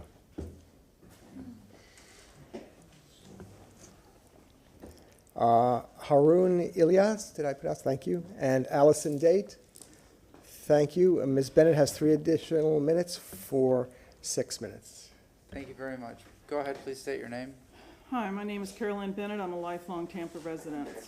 I do not think this is properly a variance. Perhaps it should be a rezoning, I don't know. But staff did not consider many important code requirements, and the VRB specifically said they could not consider many important code requirements such as tree retention, green space, and the allowed percentage of impervious surface. This beautiful tree will be destroyed, and there's no room for tree mitigation. So more money will be added to the tree trust fund, which the city can't seem to figure out how to spend and is not resulting in more trees. Also, a so-called green roof, which they say they're going to do, does not satisfy green space code requirements and is not permeable. It is said that these and other issues will somehow be magically resolved at permitting. My guess is they will be resolved when this building is predictably damaged when they try to lift it, and they build a new building with 1-foot setbacks. Because no matter what they say, variances run with the land, and a future owner could contest any restrictions that conflict with established variance law and practice. If a future owner sues the city over this, will the city choose to spend time and resources in a court of law?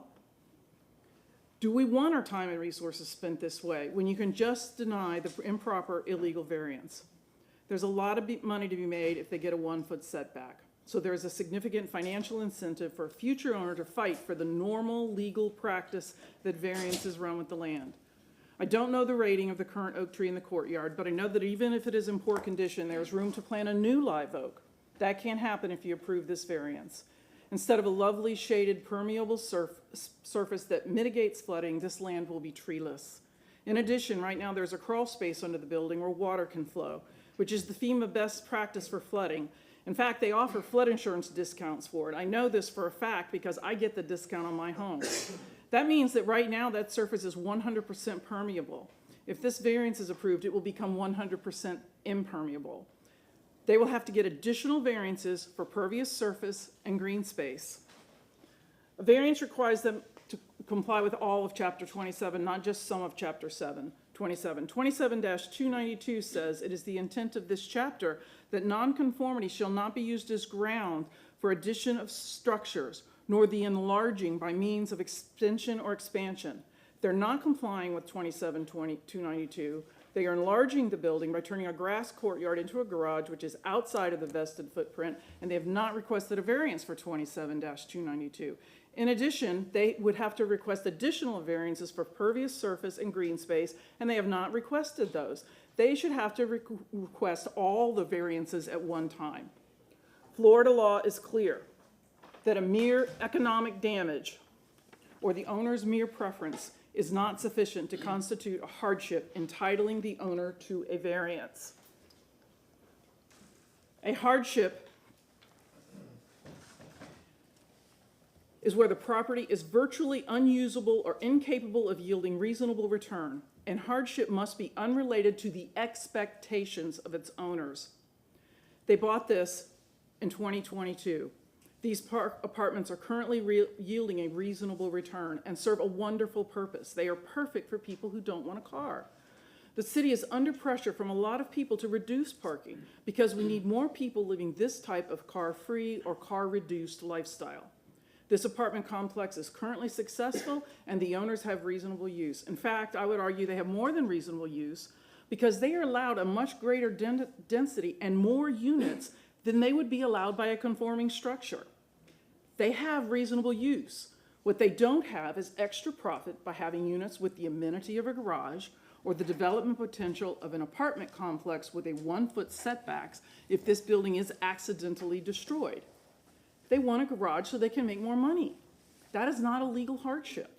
Variance law is clear. Wanting a garage is not a hardship. Even if you like the project, it must not be approved because it does not meet the legal requirements for a variance. Please approve the appeal and deny the variance. Thank you. And I'm going to submit this for the record, my citations and the source of my citation. Thank you very much. Who is next for public comment? Yes, ma'am? Do you have a speaker waiver form as well? Sorry? Do you have a speaker waiver form as well? No. Okay, No. come on up and state your name. You have 3 minutes. Good afternoon. My name's Lorraine Perino. I lived on Davis Island since 1977. I chair the Davis Island Civic Association Tree Protection and Restoration Committee.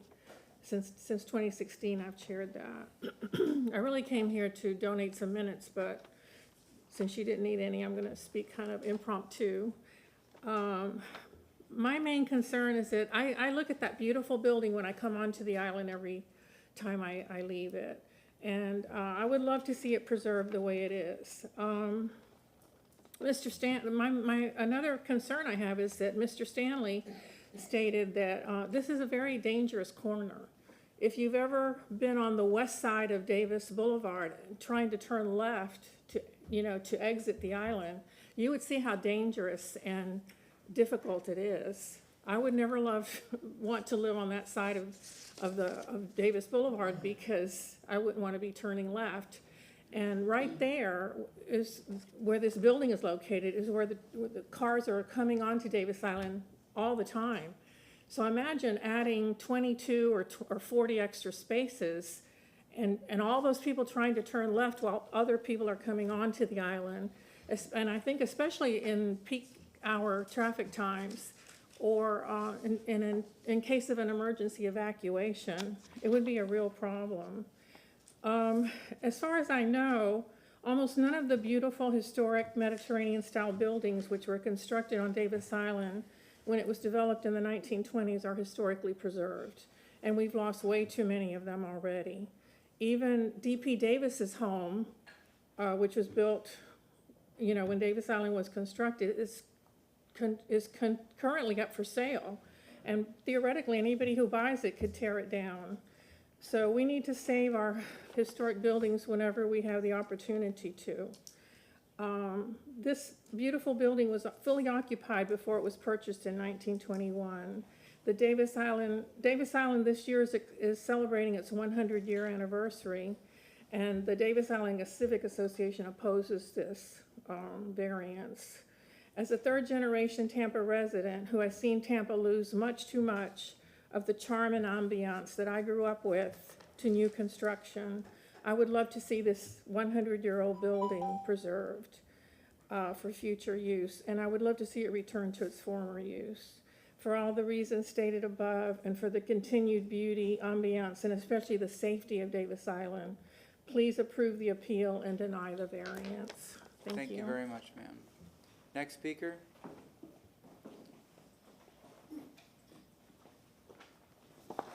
And there is a speaker waiver form? Wait. Let's see, I put that right. My name's Marion Hanlon. Wait Ms. just a Hanlon, if moment. you could just hold on a minute, is Catherine Sanders here? One additional minute, please, 4 minutes. Go ahead, ma'am. You have 4 minutes. Please state your name again. Okay, Marion Hanlon. My family owns the building right behind 16 Davis, at 20 Davis Boulevard. And I just wanted to hit on some points. I'll read real fast.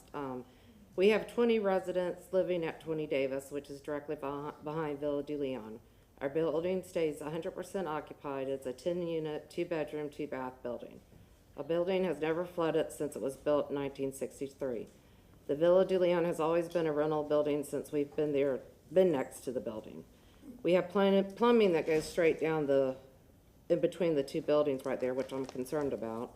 At the last meeting, the city consultant said that there would be quite a bit of vibration to the neighboring property during the lifting process. How long is that process going to be? My issues are, is the developer going to guarantee us the possible loss of income, damage to our building, and our residents' safety? How will he guarantee this? He said that he has insurance for this, but, you know, I haven't seen anything yet. I just wanted to guarantee that my residents are going to be safe, that are residing there now and during this process. Is the developer going to put netting between the buildings? You know, I'm just nervous, you know, once this building is jacked up on these jacks, what's going to happen? I mean, I'm right there, so I'm, you know, I'm just extremely nervous about the situation. Do not feel comfortable unless I'm given written guarantees and assurance in writing from the city and the developer that the drainage, the safety of my residents, and the building will be protected. I really think certain requirements need to be in place before something of this magnitude is allowed. I'm just, you know, I just feel that he's putting his neighbors at risk and creating the hardship on us now. He says it's due to flooding, but I've never had one apartment flood since we built the building. And then also with the cement garage, how's he doing the ventilation? I have back doors, I have windows. I mean, are these exhausts going to be coming in to my building? You know, I need help in this situation. I just want to make sure that our property is protected. And that's it. Thank you very much. Thank you. If I could just put that in, so. Sure. There you go. Thank you. All right, next speaker. Ma'am, I thought I saw you come in after we I swore am not everybody sworn in. That was All going to be my first thing. I'm sorry, I was looking for parking. It's all right. If you have not been sworn in and you are speaking, please stand, raise your right hand, and we'll swear you in. I think, yeah. I do. Thank you very much. Please state your name.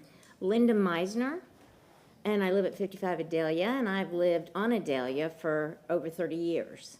I own multiple properties in South Tampa and on Davis Island. I own a 100-year-old structure. I went to a neighborhood meeting with Mr. Schlesenberg, and I want to quote his exact words when we asked him why he needed this variance. If something happens, I want the right to build it back. His exact words. So let's not pretend that they won't try and keep this variance if something happens to that building, that if a certain percentage is damaged. They want the right to build it back. He wants to maintain these 1-foot side setbacks, and he wants to maintain this density.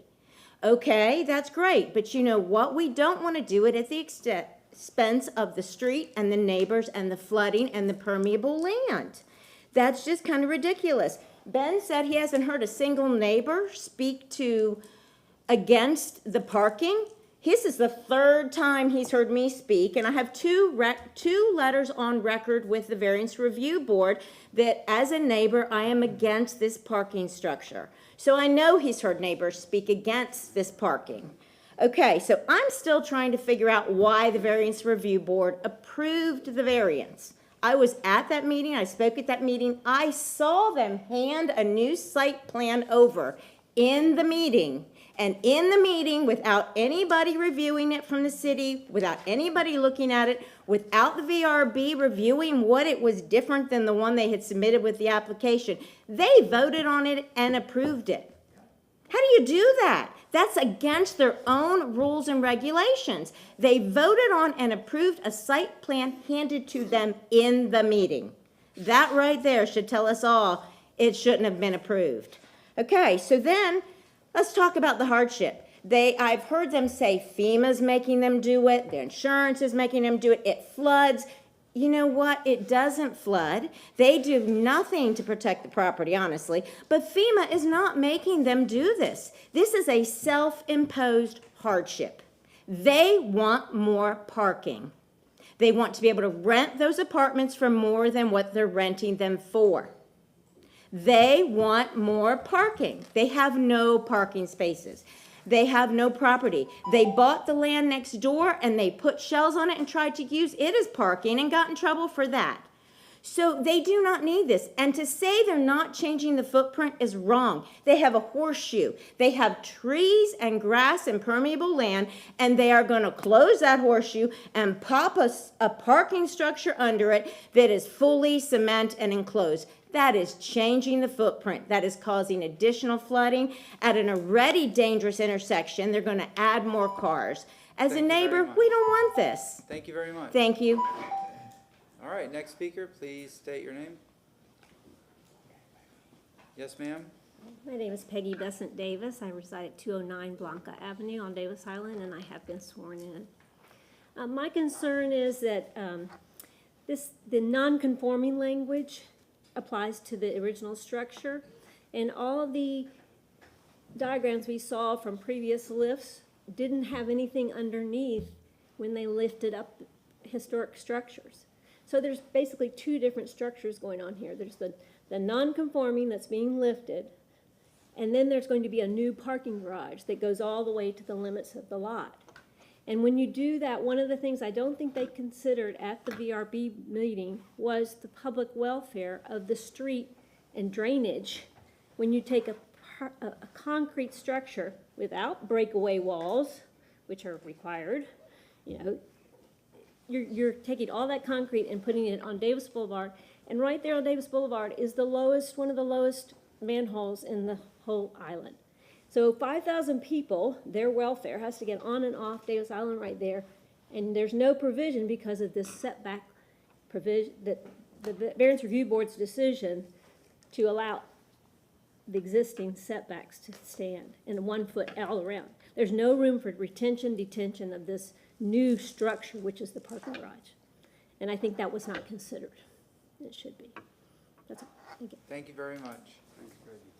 Yes, ma'am?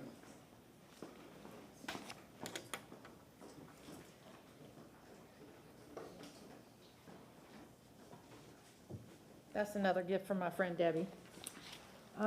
Is there a speaker waiver form? No? No, I don't have one. I don't need one. Go ahead, ma'am. Stephanie Just state your Pointer. name. Yep. You know, this hardship's self-created. This is a new term, demolition by variance. Let's get a variance, so if we screw up and we tear the building down by accident, we get to build back whatever the hell we want. That's what's going on here. And you know, I have to agree with Linda, who's one of my friends, and I have to agree with her. This is all about building back. It's not about what's there now. I would offer to you that this is a serious safety issue. So they go to put this building up on Jackson, to build this impervious surface. We are going from, remember, this has got a crawl space under it and a courtyard. So this is completely pervious at this point, with the exception of the outside structures and the pylons that keep it up off the ground. And I got news for you. as somebody who owns property, I just looked it up on the FEMA map. It's in the AE flood zone. Let me tell you something. If everybody in the AE flood zone had to jack their building up and put their house up higher, we'd be some broke folks in Tampa. So that's a crock of crap that FEMA is making them do anything. So don't let them pee on your leg and let them tell you it's raining. Stormwater, I'd love to hear how this is going to impact stormwater, but we don't get to it at that phase. But I'm going to tell you what we got going on here, and this is my favorite. We are just trying to raise this building by raising it. That's all this is. This is the biggest joke. We got the next door, they wanted to build in an elevator parking garage thing. That didn't fly. Then they come up with this. I mean, it's like, look, you bought something. Suck it up, Buttercup. This is just getting to the point where it's absolutely absurd. It makes no sense. And it's like, oh, that didn't work. Let's keep throwing stuff at the wall and see what sticks. Oh, I got a pot of spaghetti. Let's throw some noodles at the wall and see what sticks. Because this is crap. It was crap when it went before the variance board for every legitimate reason that all my friends came up here and told you about already. I'm just telling you the real deal. This is a crappy plan. It's a dangerous plan. What about those folks who live directly next door? So they get this building up here and something happens and it falls down on their apartment building and they're dead.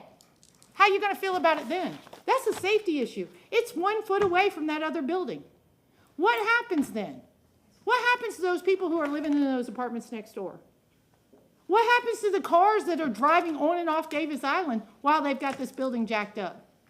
I'm sorry, but I saw what happened to that condo, and it was a hell of a lot more structurally competent than jacking something up to put something underneath it.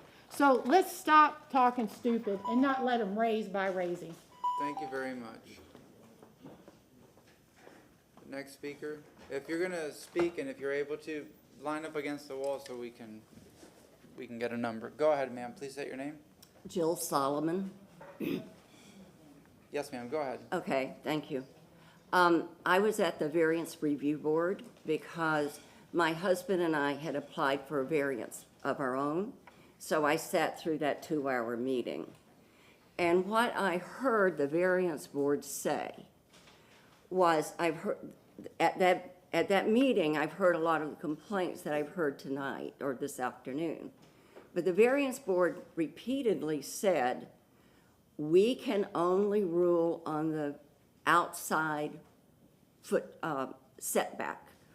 Where the current building is, they're whatever the numbers are, the 1 foot and the 2 foot and all of that.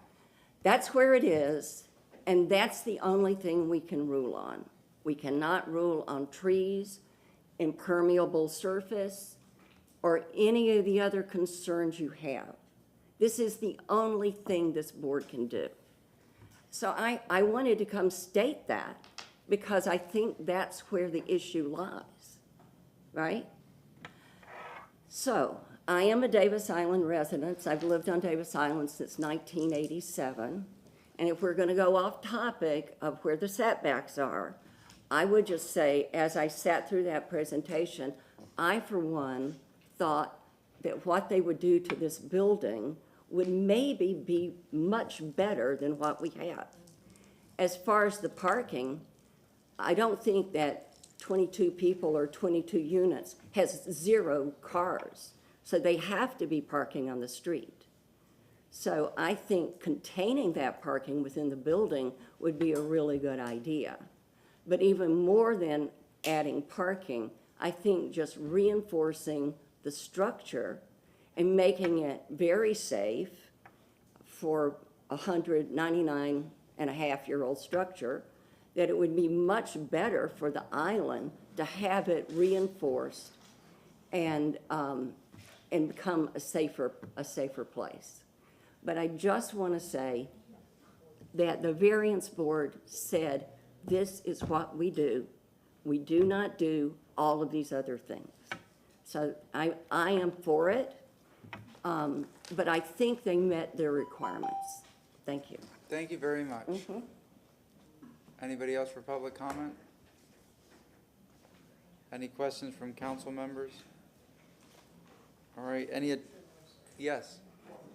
Shelby City Council Attorney, just for the purposes of a complete record, just to make sure it's clear in the record, that if any of you have had any verbal ex parte communications, would you please, what? No, verbal. No, you did, those were written communications that we received and filed. Any verbal for the record? I see no response, I see none. Thank you very much. Thank you very much. Is there any additional staff comment at this time? No? Mr. Cotton, nothing?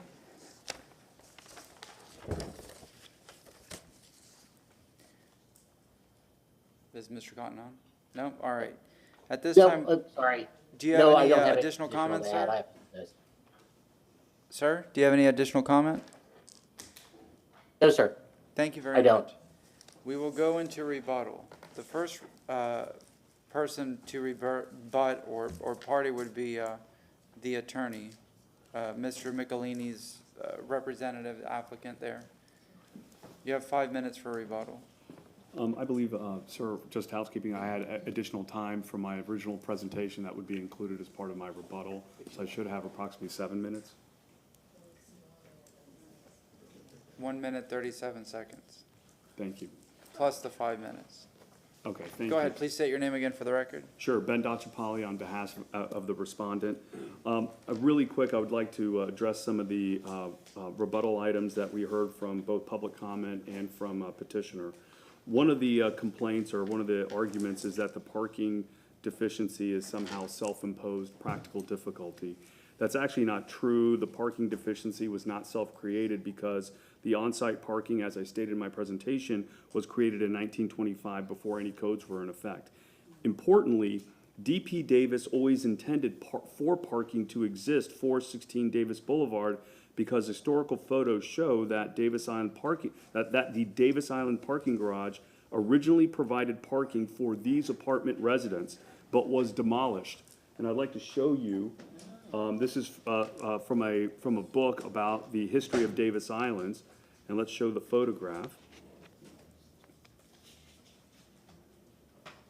And as you can see here, this was the original parking garage that was intended for automobiles, for people who lived on Davis Island. But that parking garage was destroyed, and so the residents of 16 Davis no longer had parking, thus creating all this additional on-street parking for that particular building.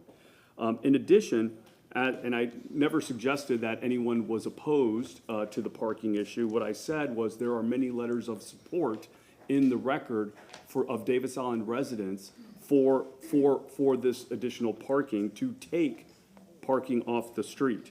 The parking garage does decrease street parking, which DI residents support. I'd also like to submit into evidence an email from Jonathan Scott, the city transportation engineer, stating that no anticipated increase in traffic or vehicle generation will result from this parking garage. The next item I'd like to address is the building setbacks. One of the arguments was the building setbacks might conflict with any fire safety or any safety issues. That's not true. According to the City of Tampa Fire Marshal, an email from him stating that there is no fire safety issue related to the setbacks.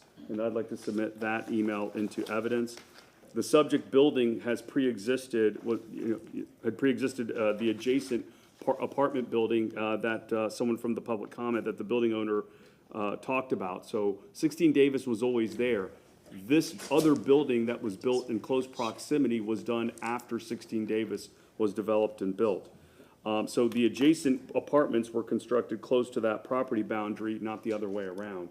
Again, here's the fire marshal stating that there are no known fire code violations with lifting the current structure, and any fire code requirements will be identified during the permit review process. And that's another item I'd like to address. Many comments were made about the tree, about impervious surface ratios, about stormwater. All of those issues are comparing apples to oranges. For this particular variance, the only thing that's germane is whether the variance is increasing the current nonconformities. And as Mr. Cotton said, the only nonconformities are the existing exterior setbacks and density. Lifting this building does not increase either. So all these other issues are effectively red herrings that would be addressed, obviously, during the permitting process, and we intend to do that. And specifically, as it relates to the tree, we've retained Mr. Ricky Patrica of Dark Moss as a consultant to help us address and alleviate any concerns with this tree. And again, we will address any concerns with tree retention at the time of permitting. Any alterations to the historic building, there was some mention of removing windows that are not compatible with historic character. This building is a federal landmark, as I stated in my presentation, as the documents suggest that were provided to you, and is not subject to local historic designation guidelines. Finally, I just wanted to highlight the transparency in the efforts that my client has made in order to engage with the Davis Island residents. Ms. Zamaran spoke on behalf of DECA, and I think it's important to note that not everyone on the DECA board agrees with the decision to oppose this variance. In fact, you have a letter of support in your record from Mr. Patrick Murphy, who's a board member with DECA that actually supports this effort. And there are many other Davis Island residents that support it. But we've had 94 letters sent to surrounding property owners, and only a handful of those 94 are here objecting. We've had 5 formal meetings with DECA reps and the DECA board. We've had 15 substantive email exchanges. There's been a lot of transparency and communication in order to address all of this. And there is no concern about us wanting to, destroy this building by raising it. Because as you see in the approval letter from the VRB, we cannot build what's currently there if it gets destroyed for any reason. Mr. Cotton even said that. That's why we included that specific condition that if the building gets destroyed, then we have to comply with the current codes in effect at the time. So it's very important distinction than what is being communicated by some of the public comments, and I just think there's just some misunderstanding about what this condition actually includes. And finally, record evidence that has been submitted is documentary evidence that's both substantial and competent that you as a body can take into account. I'm not here testifying as a fact witness, that's true, but all the documentation that's in the record is all substantial competent evidence. And for that reason, we again respectfully request that you uphold the VRB's unanimous decision to grant the variance, because there is no change to the setback and there is no change to the density, which are the only 2 non-conforming uses. Thank you. Thank you very much. At this time, we'll have rebuttal by Mr. Stephen Stanley. It'll be Susan Swift. Okay, that's fine. Go ahead. You have 5 minutes, ma'am. Please state your name. Susan Swift, AICP, Boggs Engineering. First, I wanted to clarify, I think what I heard tonight was from Mr. Cotton was that the courtyard, the staff determined that the courtyard was not an expansion, but the front of the building toward the intersection was an expansion of a non-conforming use, and specifically where in a rendering the garage door is shown. I'm not sure if he's on the line, if he could confirm that, or that's something you all can take into consideration. If that's the case, I would love to see that analysis written and a legal opinion at some day after today to that effect.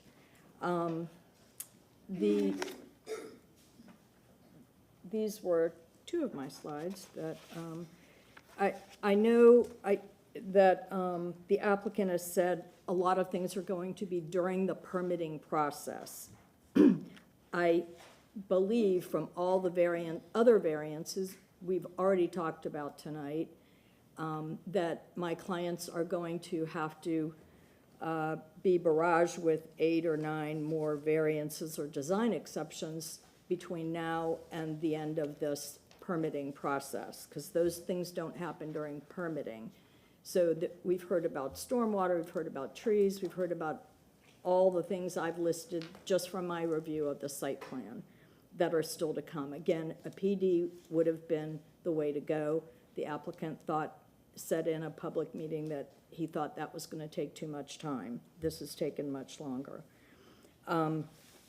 The site plans, the parking lot layout, I thought that was off the table, but today the staff presented sheets of a site plan that we thought were off the table because we never saw them at the VRB meeting. We can't find them in Acela.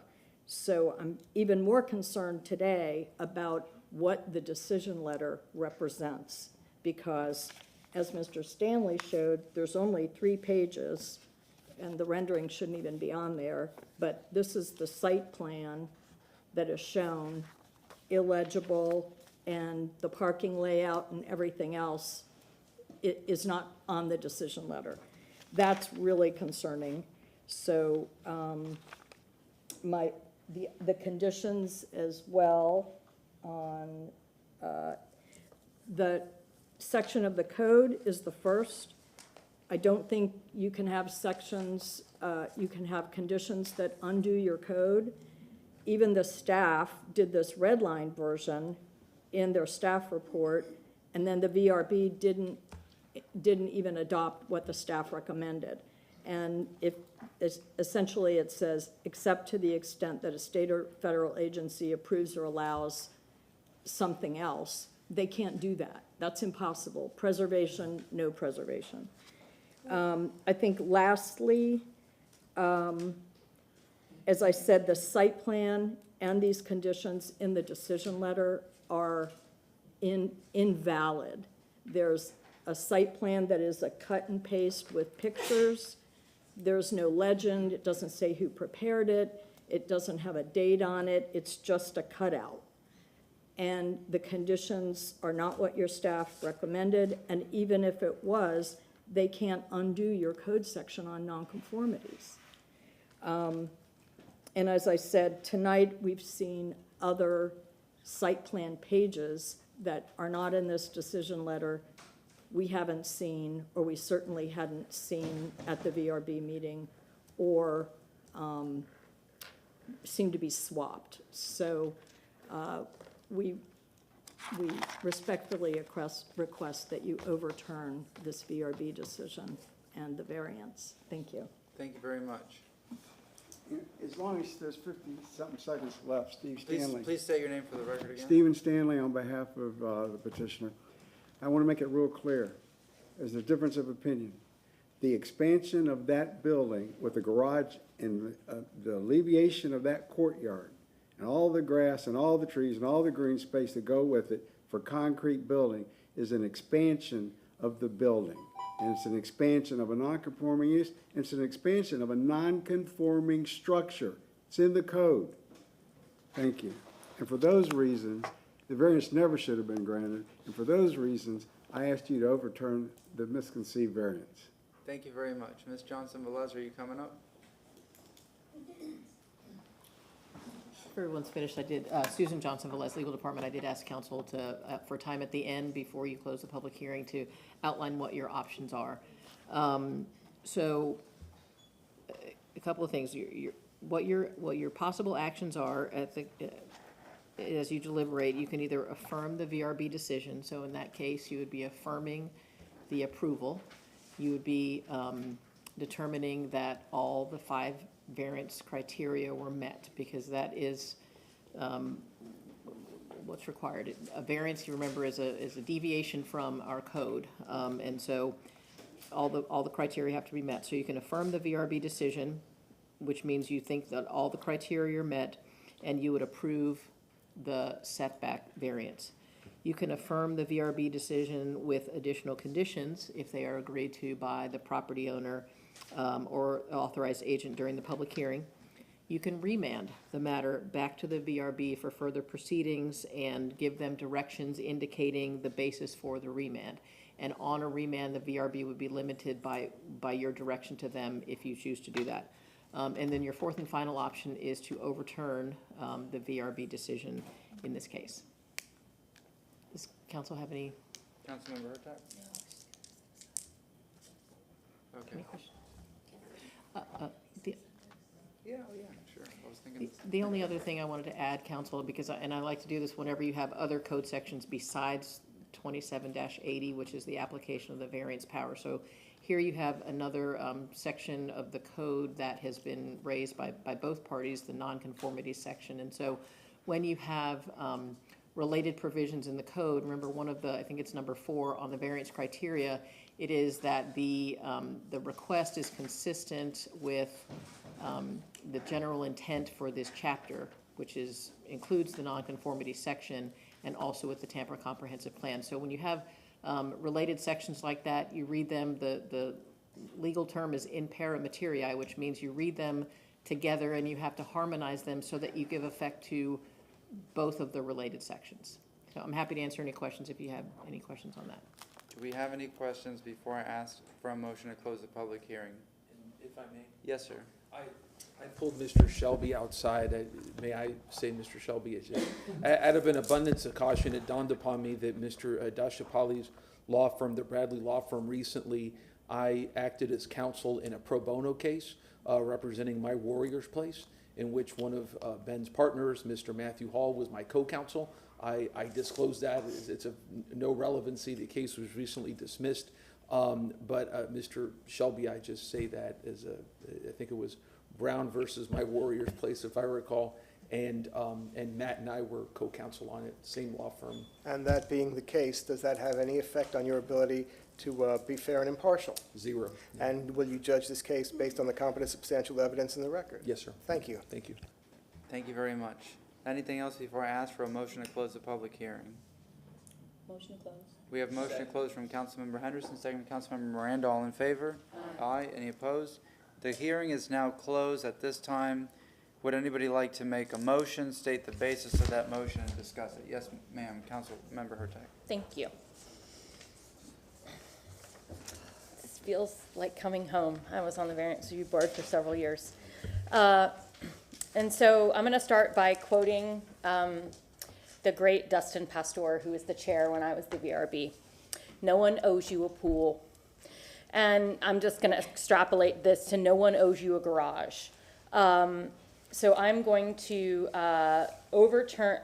make a motion to overturn the VRB approval. I move to overturn the Variance Review Board's approval of the proposed variance request in VRB 23-70 for the property located at 16 Davis Boulevard because the petitioner failed to provide competent and substantial evidence of a hardship according to the standards set forth in Code Section 27-80 for the following reasons. Section 27-80 subsection A, number 2, the hardship or practical difficulty does not result from the actions of the applicant. A self-created hardship or practical difficulty shall not justify a variance.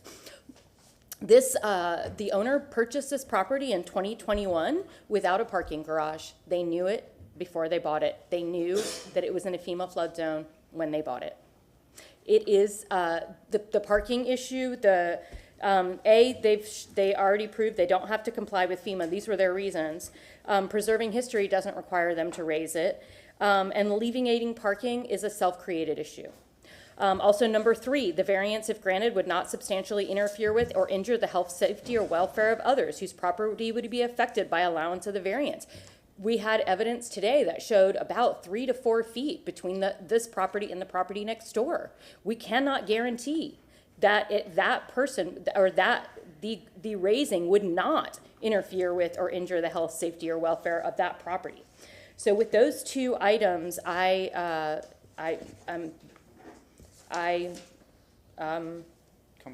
complete my motion. Second. We have a motion and we have a second from Councilmember Miranda. Any discussion on the motion? If not, I'll ask for a vote. Let's take a vote. Miranda, Yes, to overturn. Carlson, Yes. Hurtak, Yes. Clendenin is absent, Henderson, Yes. Vieira, Yes. and Maniscalco. Yes. Motion carried unanimously with Clendenin being absent. We're going to take a 5-minute recess and we'll be right back. Thank you.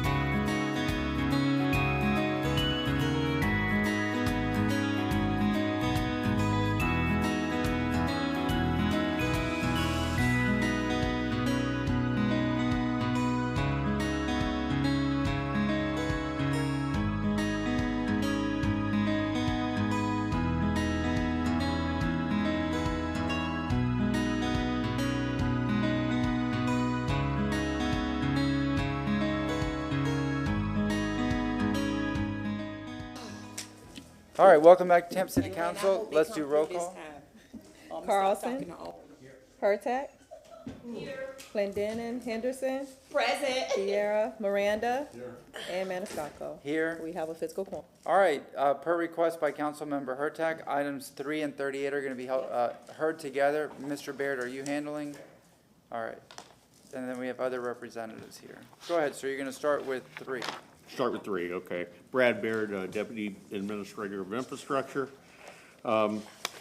This amendment is, it's an amendment to the agreement for the TPD Howard Avenue Annex building, and it is primarily an amendment to develop biddable plans and specs. If you recall, we were over double the price, so we did take advantage of the executive order that was executed in November of 2023, and we are moving from a design build contract to a design bid build. So in doing that, in a design build contract, you do not have biddable plans and specs. So the primary costs associated with this amendment are to develop those biddable plans and specs, and then hopefully, with competitive bidding, we can make up for these costs, you know, as part of that. And then we do have some secondary design costs that I put in my memo. And with that, I'll answer any questions. Councilmember Hurtak. Thank you. I appreciate. I'm glad we could do a time certain so y'all didn't have to sit here all day. Yeah. So when we look at the item request, so I printed out the agenda item request. The subject is the TPD Howard Avenue Annex Building, AKA relocation of the Tampa Police Department impound lot. But down at the business case, it says, quote, please note that this 8-acre approximate project includes the renovation of an existing 38,000 square foot warehouse with a 7,500 square foot approximate addition to accommodate the evidence control and forensics unit of the Tampa Police Department, TPD, for the health, welfare, and safety of the public. This project also includes employee parking, visitor parking, oversized vehicle parking, as well as a retention pond, and that the design team is expected to work with the contract administration staff to meet City of Tampa design standards, blah, blah, blah. What is not in that what is not in that explanation? Anything about an impound lot. Yeah. Ms. Scharf, if you would bring up the site plan for me. So we looked up the site plan. If you could just, other side, yeah, there you go, and just zoom in a little bit. The highlighted portion shows a future impound lot, but not a current impound lot.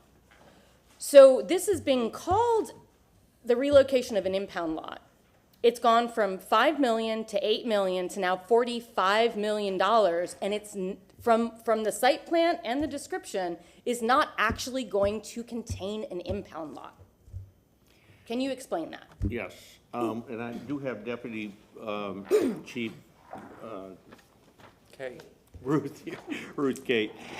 Well, first of all, before I turn it over to her, we do have the expanded parking lot is to initially process the vehicles that were to be moved to the site we have, you know, that we've contracted for.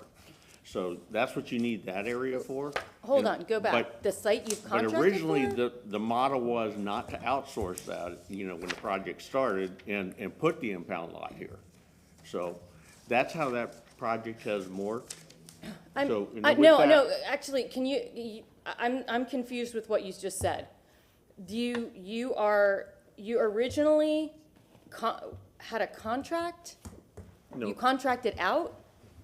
Good morning, good afternoon, Council, Deputy Chief Ruth Kate.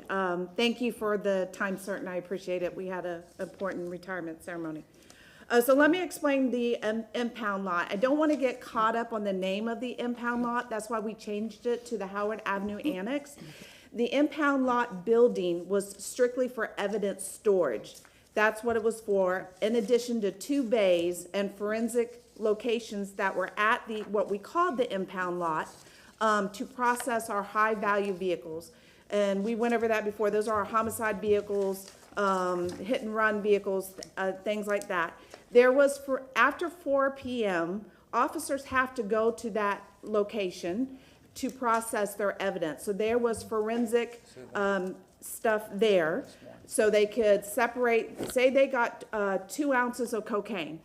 Per FDLE, they had to separate a small amount to be tested. Then they had to separate a second amount that would weigh for a trafficking amount, the 28 grams. And then the third amount would go in a third package. All that would be stored at what we called the impound lot on 34th Street. Now I have a detective who's working a sexual battery. We have to have refrigeration units at the impound lot to house the sexual battery kits. Later in the week, usually, hopefully the next day, if it worked out, we had a courier that would go get those items and bring them back to headquarters. Same thing for any firearms. The reason that the property room would close at 4 o'clock is because we have to open up as early as 7 a.m. so officers can come get evidence for court and check it out. And then depending if you had large evidence, like maybe a suitcase that was used in your crime, it's at the impound lot. But the dope that was seized out of it is now at headquarters. Officers had to go to 2 locations to get it. So then if a vehicle was involved, we used to impound a lot of cars, but the laws have changed on how we can receive proceeds for those cars. So we're trying to get out of the impound business. Usually we would have as many as 400 cars there. Today, I got the number. We have 126 vehicles at our temporary location, 208 bikes. 51 of them are for personal property. Probably some of that was arrested, and we're keeping their stuff warm until they can come claim it. 35 found bikes and 122 are evidence. Those are what we're housing there. So when we say the large vehicles, when we have, you've seen our larger crime vans, we can't park them at headquarters. Yeah. We used to park them in the Jackson Street Lodge, which is now the Hyatt Place Hotel. So those, we have to send our technicians who are housed here at headquarters to go get them. So we will house them at the training facility. That's not ideal. We're running out of room at training. There's not enough parking. So we have the overflow parking for our high-value vehicles. That'll be our mobile command posts. That'll be some of our SWAT vehicles. That's where that additional space comes in. There is enough room there to squeeze in this amount of cars without paving it, because there's a real concern of flooding. We don't want to pave that and the water can just run off into the pond, and we don't want to take too many of the grand oaks. Okay, so I appreciate that detail, but my question was about the impound lot. Mm-hmm. It says this is the future impound lot expansion area. That's what the site plan shows. So that means that there won't be cars stored there now. That says future expansion area. I don't know when those plans were done, but that's not included in the current plans. This is, yeah, May 24. May 24, yeah, May 27th, 24. So that you could still park the cars because it'll be millings, but if we wanted to pave it later, but that cost is astronomical, and we've decided against that. There will be the area that you see outlined with the actual parking spaces. This will all be paved. That's all. Yes. And yeah, that will all be paved. But the further, we have not discussed, and the plans that I've seen, developing that. Where are the vehicles currently housed? So right now, the vehicles are currently housed at our lot that's on Lois Avenue. That is 4608 North Lois, unless it's a rotation impound. So the officers would say, we get a call from the parking department. We have a habitual offender that constantly parks at our city meters and never pays. We'll put a boot on the car rather than tow it. That's one thing we do. Or if they never come get it because of the boot and we have to get it off, it would go to our lot. We're not doing that anymore. We're taking them to the private vendors and they'll store them for us, and we can still collect the money. So how much is that? How much are those private vendors costing per month? So right now we have an agreement with Crockett's for our police impounds, and so they don't charge us for the tows, and that's part of the contract. And I believe the fee is $10,000 rental for the month. And what's the security of that? It's a complete secure facility. With a police officer 24/7? No, we don't, civilian employees. So it's locked up. It's our forensics. So how do you maintain the chain of command there, or chain The- of custody? So, all of our, employees that are in our evidence and storage rooms are civilian employees. No, I'm asking, how do you keep the chain of custody for the cars that are in somebody else's lot?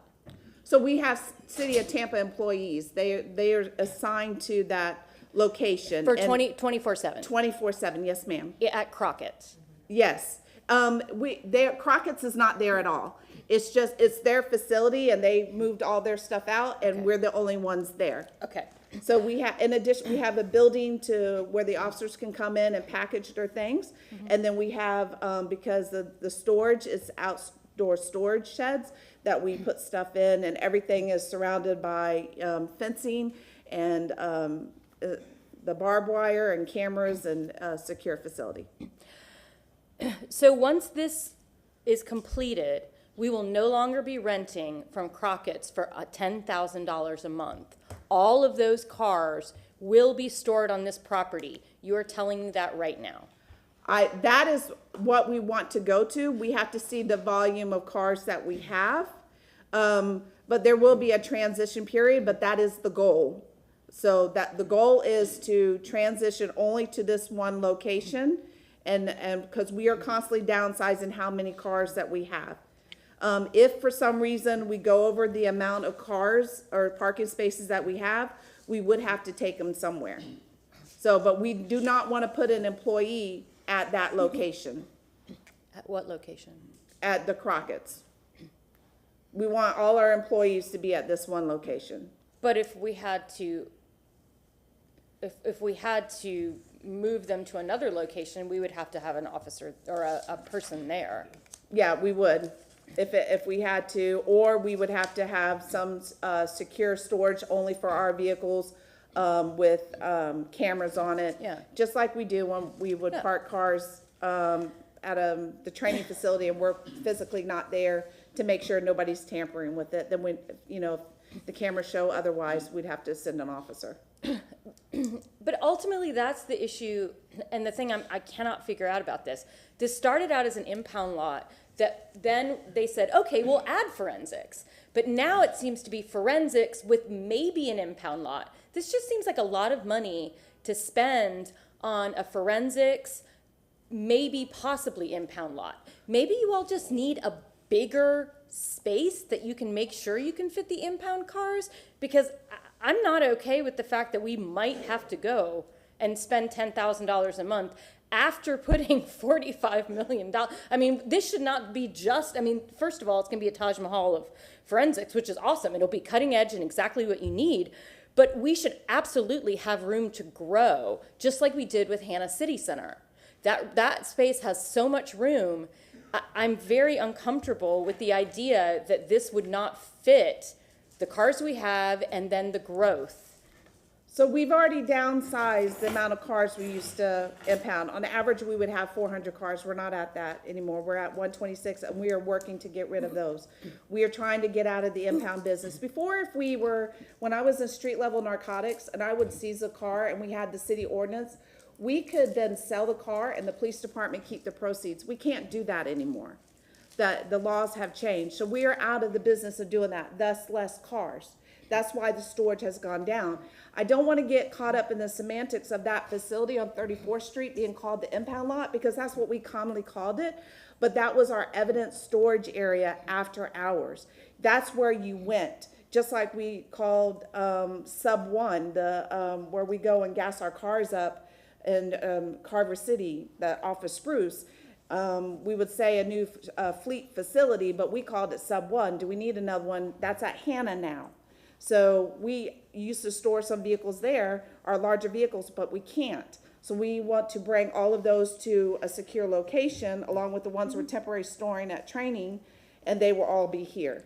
And again, that's fine. This to me is not about that. It makes sense that you're creating a space where you can store police vehicles, but again, to me, this is about the impound lot. Like if you're saying that we may not have room, I'm very uncomfortable with this ballooning project and not actually being able to hold more than we need it to hold. So right now, also, I did ask this question to Mr. Mutterback and received, and you were CC'd on the email about the size of evidence in this storage facility. And it says here that the existing evidence storage at 34th Street was approximately 13,350 square feet, and the space being provided at the new annex is 12,432, which is lower, but because you're able to go vertical, will actually be expanded.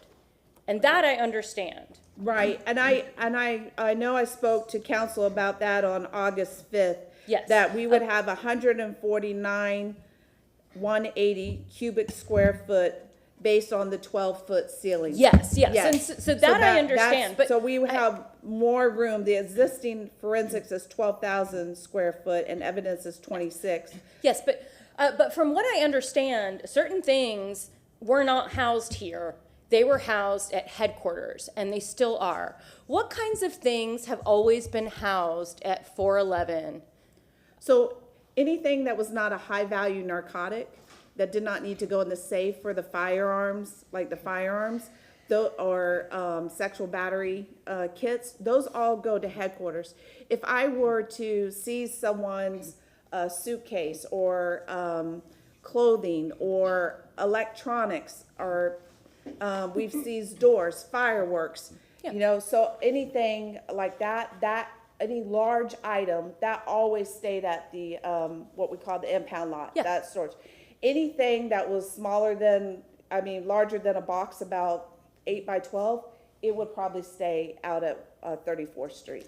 But at police headquarters, you hold drugs and guns. Yes. And so and that has always been that way.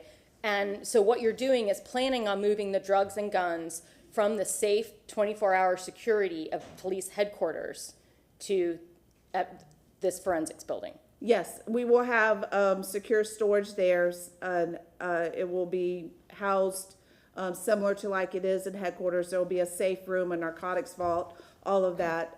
That will be a secure part of the facility. Okay, and so for me, the question just overall is, I don't know that this is the highest and best use for 7.6 acres, just because it doesn't seem like we're actually going to get the impound lot that was the impetus of this entire project, and I'm just not convinced. Councilmember Miranda, then Councilmember Carlson. No, I'm sorry. Okay, Councilmember Carlson. We have, at least I have concerns about how this snuck up on us and how the price went up again and the escalation of it. And it's really similar to Hannah Avenue and Fair Oaks, how they escalated. And in the Riverwalk, and we've heard all kinds of negative feedback and criticism about that. My point is, it's not about TPD, it's about the competency of how these projects are managed.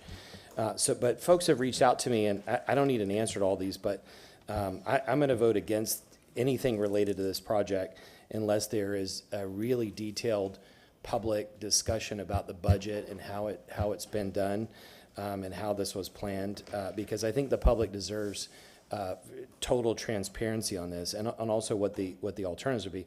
But some of the feedback that I got from people who contacted me, they think the location is not the best location, the size of the lot, also that there's risk in putting, although it's convenient, there's also a risk in putting all types of evidence in one place. Also, there's a question about renovating a building versus building a new building.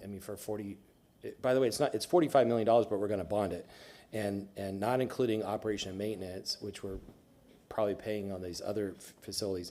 It's going to be at least $40 million in interest, so that it's really an $85 to $90 million building. And what else? There's so many things. I know we couldn't spend this on police. We need 200 more police officers. But what else could we spend this on if we really went to our police officers and asked them, what do you need most? If we could spend $85 million, what do you need? If this was the highest and best use of the money, maybe, but I'm hearing that it's not. But if we're gonna spend that much money, why not build a new building that is more secure? There's concerns about it being hurricane-proof. I think there's some concerns about some of the existing buildings and their ability to be hurricane-proof. There's also concerns because, and I don't know all the inside details, but allegedly the project manager or managers are the same as Hannah Avenue, the Riverwalk, and Fair Oaks. And the allegation is that the person or people involved aren't trained as project managers. And so why would we, if we see the connection of how 4 projects went way tens of millions of dollars over budget, and they're bonded, and there's a common link there. There seems to be, in this administration, urgency to get things done, but no accountability to the money, to the taxpayers. And then just lastly, again, I have fully supported TPD and Tampa Fire Rescue, supported the things they've done. From what I'm hearing, this is not the highest and best use. It's of this kind of funding. And in particular, there's not confidence that this project is being managed correctly and that the money is being used wisely. So I'm just going to vote no on anything related to this going forward. Thank you very much. Anybody else? If not, we need a motion. We need a motion to move items number 3. This is Councilmember Vieira's committee. So we have a motion from Councilmember Vieira. Do we have a second? Second from Councilmember Miranda. Let's have a roll call vote, please. And let me say this one second. Yes. If I may. You said you got a 149,180 square feet. Is that what I heard? Yeah, it's about 150,000 square feet, right? Cubic foot, because we will be able to store I understand. vertical, yes. And I'm not into building or contracting or anything like that. I know a little bit about it. I'm not an expert in it, but what's the cost per square foot to build a new building now? Oh, I have to defer to our city partners on that. Yeah, we would have to get back to you on that with the architect. I just want to get an equation in my mind. What they Just, put. I know you already have the land, and I've heard about building a new building, we're not doing anything at all. Okay. Yeah, we don't have that right here. Well, I just took a guess. I know it's more than $350 a square foot, because the house is costing you that now, just about. And that number is astronomical. I'm not gonna tell you what it is, you can figure it out. With the land and everything? Yeah, nothing that's easy. Yeah. Thank you. We have a motion and a second. Let's get a roll call vote. Clinton is absent. Henderson? Yes. Vieira? Yes. Miranda? Yes. Carlson? Hurtak? No, because I'm not gonna put good money after bad. And Maniscalco? Yes. Motion carried with Carlson and Hurtak voting no and Clendenin being absent. Thank you. That was item number 3. Item number 38 was going to travel with it. Councilmember Hurtak, did you want to discuss that one as well? It's the same thing. You're just this is a work order to pay the architects. So it is your committee? But I'm not moving it. Yeah, I'll be no. voting against everything, for this. Let me look and see who the alternate is. No, Councilmember, it would be Charlie. Councilmember Miranda for item 38. Do you wish to move that, sir? 38 is the problem that we had staff together today, and that was the complimentary one to 3, if I recall. Yeah, I'll move 38. We have a motion from Councilmember Miranda, second from Councilmember Henderson. Let's get a roll call vote on that. This is item 38. Henderson? Yes. Vieira? Yes. Miranda? Yes. Carlson? No. Hurtak? No. Clendenin is absent and Maniscalco? Yes. Motion carried with Carlson and Hurtak voting no. And the final item of the day is 94, because it was asked, unless I misunderstood, that we have someone present for 94, which would be Mr. Baird, who gave a written report. Councilmember Carlson, did you want 94 present, correct? Yeah, I think the public is concerned about this, so I would just like, just short presentation discussion with the public, so the public can see. Okay. Do you want to kick it off? Or do you? No, go ahead. Mr. Baird, you did give a written report. Can you just give a summary for item number 94? Brad Beard, Deputy Administrator of Infrastructure.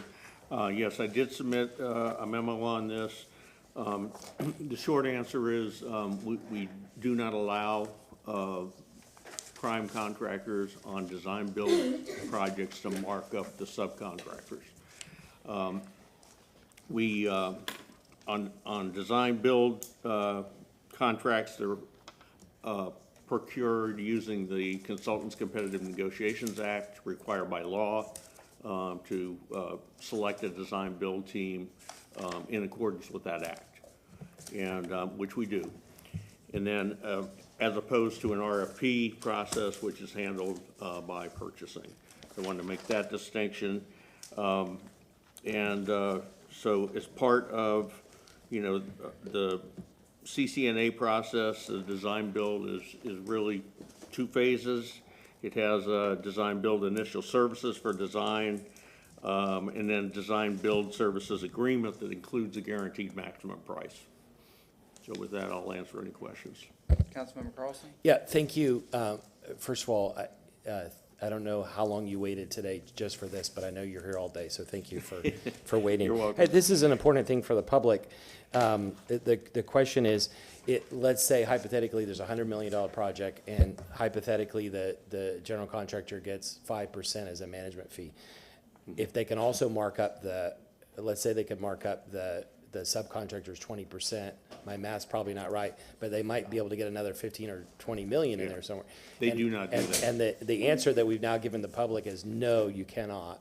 Yeah. And so No, I think you can. We I do think not that's- allow that. I think that is great news Yeah. because, and so it was worth you doing that. But let me just ask you one question that I didn't see in the document. How do you all verify that or track that? Is there a way that you all audit as you're going to make sure that they're not doing that? Every invoice that comes across, we get the, well, first of all, let me back up.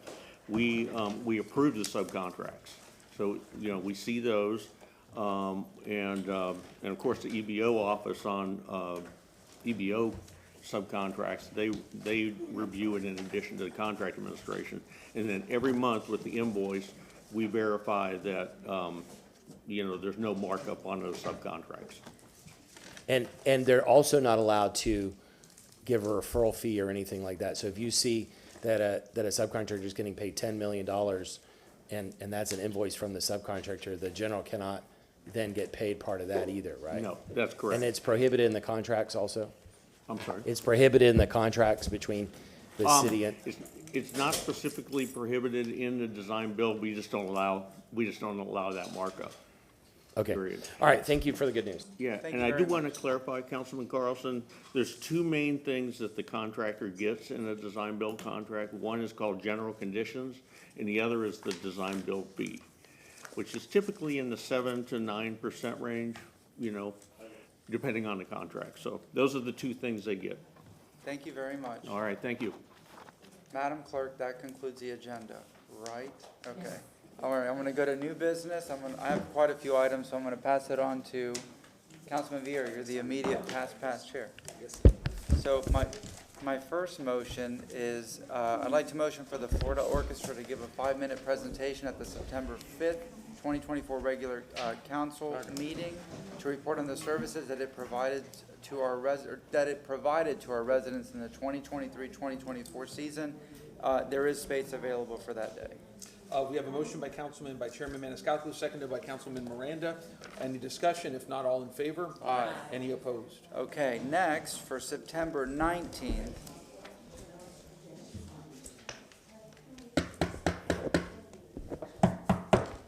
All right. For September 19th, we have a presentation to Officer Richie Mercado, and the Tampa Bay Regional Planning Council is going to be presenting. This is my motion, I'll explain to you.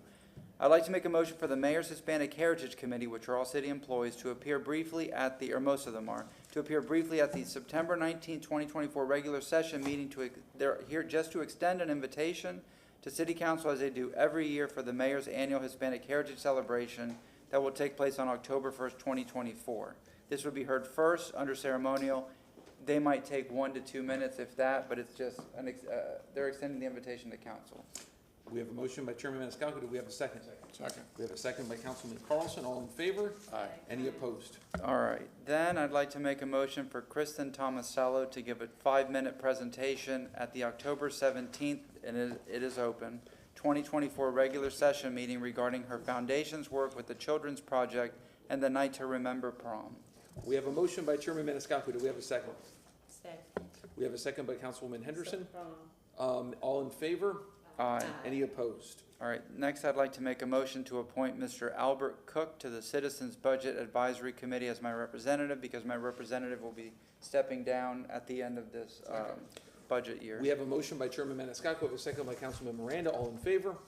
Any opposed? All right, just a couple of things to mention. I'll be meeting with TNI next week and possibly rolling out the kiosk sign-in at the next workshop, August 29th. I'm going to test it beforehand. Ms. Lucas will be there, my aide will be there, TNI will be there. So we'll check it out. So if everything is good, it might be ready for the workshop. I know Councilmember Hurtak has been working on this, and I just want to let you all know. And another thing that I want to bring up, and some of us may have been contacted by the Sierra Club or Mr. Walter Smith regarding sending a letter to the Public Service Commission because they are looking at the rates that have been proposed by TICO. A letter was submitted to us, however, in thinking, and you asked me if you're comfortable, or tell me if you're comfortable with this, if there's even a second. If we are to send a letter, not as the City of Tampa, obviously, because the City of Tampa, in my discussions with them, they're not taking a position, but as the City Council, the letter would ask the commission to, as they consider the rate by TICO, you know, like a millage. A millage can be, the mayor wants 1 mil and council can say, well, we'll give you 1/3 of a mil or 1/2 a mil. Whatever TICO asks for doesn't mean that's what they're gonna get. The letter would be, if you're interested in supporting sending a letter from Tampa City Council, that the commission take into consideration the fact that, you know, inflation numbers are high, even though Tampa is one of the lowest in the countries now. Housing is expensive, insurance, cars, everything is expensive, that they just take into consideration these factors as they consider whatever rate they propose. It's different from what is being asked because we work with TICO, we're partners with TICO. I reach out to them for tree trimming, for electrical issues, whatever it is on behalf of constituents. So I just want to put that out there if there was an interest by council to pursue that. Is that a motion? That is Can I say something? a motion, I guess, if there's a second for discussion. It can be shot down, it can be voted up. Go ahead. Or if I may, I think first Councilwoman Henderson, then Councilman Miranda. If I'm still acting as chair? Yes. Okay, Yeah. just making sure. Thank you. Thank you. My first thought that came to my mind, because I just think that we should stay out of it, considering that the county commission did so much to keep the millage off the ballot for Hillsborough County School Board employees in an attempt to do so. And then after a court decided that it could be on the ballot, they fought it again. And so I know that this is a different situation, but it is about money. So I just don't think that we need to provide a letter of support. And, it's just not our lane, and I just don't think it's necessary, and I will not be supporting it. Councilman Miranda? I don't know that much about the Public Service Commission, how they come up with a formula. I know it's complicated based on 20 different factors. But if we do something and ask for them to do something, then we ourselves have to do it for our own benefit. The same thing we're going to ask them not to do, then we shouldn't do it here either. Okay, well, Mr. Shelby brought up to me, as part of the new council rules, that no resolutions should be made, and I think this would fall under resolution, because that is not related to city business. Being that we don't regulate. You do it, but it would require a vote of 5 to waive your rules. Yeah, we're not waiving rules. Well, we didn't waive it for you. I'm of two minds of this. It technically isn't ours, but it is ours because we do. We pay the fee too. Like in that regard, the city of Tampa also pays.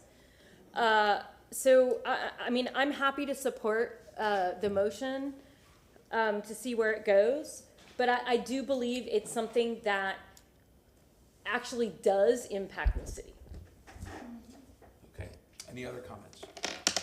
If I may, I'll be supporting it. Number one, I voted against that council rule on letters and whatnot regarding, being outside of city business. Number one, to me, this does involve city business because it involves the welfare of City of Tampa, residents, so I'll be supporting it.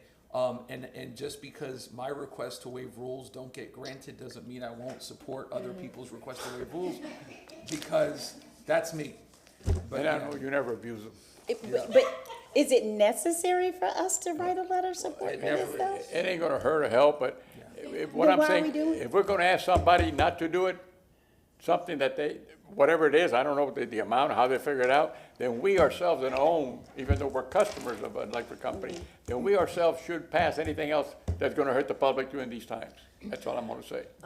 And I don't disagree, but I think that is actually one of the reasons we can weigh in, because I think this is a little different from other resolutions in that they're having a public hearing, and we, as the council, are giving our opinion to that public hearing, so. But if I may, and I'm sorry to say it a couple of times, but we gotta start looking at the environment.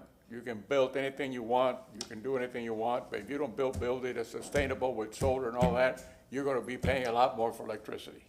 That's all I can tell you. My bill does never run over $27 a month. Okay, if I may, Mr. Shelby? Question, Mr. Chairman, I guess you, as the man with the gavel, are making a finding that this constitutes city business. Is that correct? So it does not require a waiver of the rules? I mean, well, tell you what, I mean, the legal interpretation of that would be with you. In my opinion, what is city business and what is not is, for example, we were asked today to do a letter regarding FDOT, and that may not directly, that entails the welfare of City of Tampa residents. I think that's city business.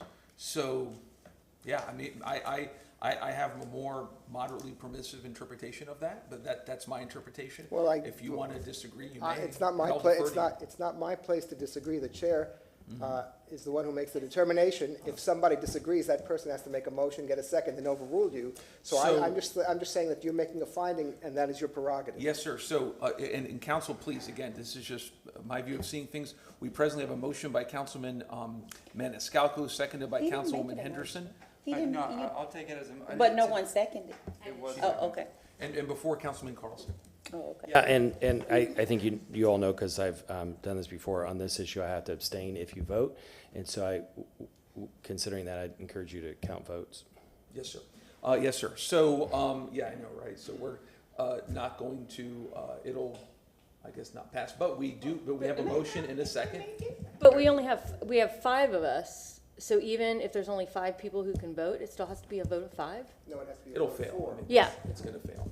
But I don't know that it will. We'll see. Well, Take a vote. Let's do it, Okay, so we have a motion by Councilman Maniscalco, seconded by Councilman Hurtak, and the motion, correct me if I'm wrong, sir, is to write correspondence to the Public Service Commission regarding the proposed TICO hike rates. Oh, wait, or excuse rate me, hikes. is the motion to the Public Service Commission? To Tico. That's what I had heard. No, it's to the Public Service Commission, because they're the ones that Public weigh in. Service As Commission, part not of, the county commission. as part of their, no. Oh, I thought it was the county No, commission. no, That's no, why no, I was no. talking about the millage increase. Why y'all didn't tell me that? No, this is. Well, but we thought it was, I thought it was analogous to the school board, which makes sense. Yeah, okay. And this is, I interpret it, please, council, let me know if you disagree. It's not Bill, a, you oh, knew what I meant. Why you didn't say anything? it's not a, Yeah, whatever. it's not a, does not qualify as a waiver of the rules, as I interpret it. So I can support it. Let's It's do gonna it. pass. Just get it over with. Take the vote. Oh, yeah, let's do the vote, please. Oh, I'm sorry, all in favor, I'm sorry, all in favor. Been a while. Any opposed? All right. Okay. Carried with Carlson Carlson. Motion carried unanimously with Carlson abstaining and Clendenin being absent. Thank you very much. Thank you for indulging me. I usually don't talk that long. Mixing these boards. We're gonna start with Colombo. Colombo. You know, I told you that. No. Well, also, Mr. Chairman, you mentioned we have an event now coming at the Tampa Theater for Hispanic Week. You want to make that motion since you're the chair? He did. I did. It passed. Okay, I They're got gonna it. come and invite us, as they always do. Yeah, I So then understand. we'll, Got it, then got we it. show up, so. All right. Anything else? That's it. Councilmember Vieira. Couple quick ones, if I may. I sent you all a memo on September 5th, a motion for Pepin Academies to come in honor of their 25th anniversary for a Tampa City Council commendation. Second, We have a motion from Councilmember Vieira, second from Councilmember Miranda. All in favor? 25 years.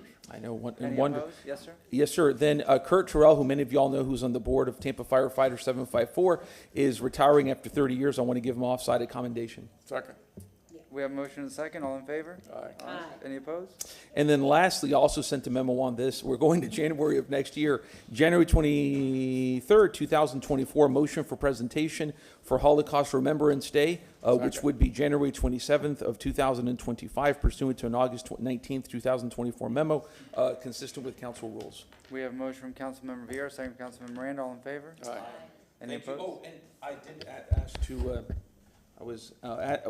Raquel Pancho, who many of y'all know, who is our ADA coordinator, recently received the Thomas Alvenis Outstanding Community Service Award for her accomplishments and contributions to the disability community. And I wanted to give Raquel the shout out because she really does a wonderful job for our city and people with disabilities. And Absolutely. Just a wonderful person. Absolutely.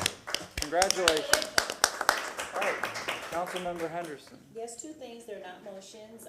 One of them, I was talking to Hagar, Hagar, how do you say your last name for the record? It's on. Oh, okay. Thank you, Adia.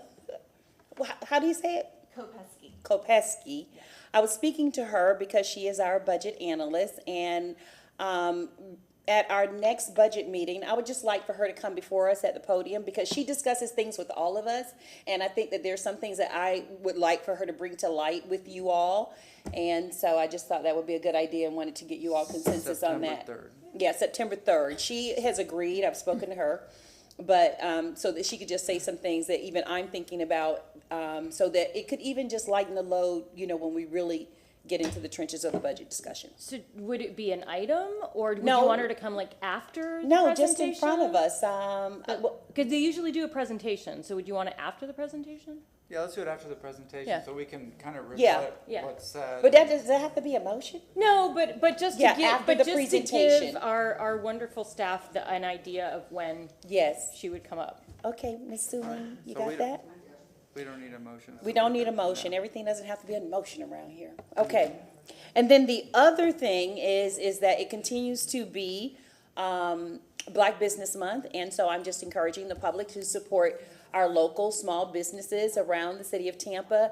There are some wonderful Instagram posts that highlight Black businesses that I didn't even know existed on Instagram. There's just so much information out there, so I just encourage you to, you know, check out social media. There are some wonderful spaces that exist, and that's just one of the ways that we can know about it. Thank you. Thank you very much. Councilmember Hurtak.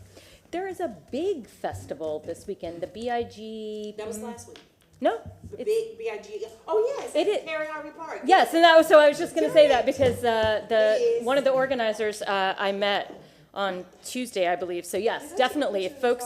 Is that Perry Harvey Park? Yes. Oh my gosh, she's gonna kill me. I actually met her at the Juneteenth Festival, and she dropped some postcards off at the bookstore. So there is a festival, and that information is, it is actually on our city website of events. Yep. That's right. Yep. Thank you. Yeah, no problem. I'm excited about that one. Yeah.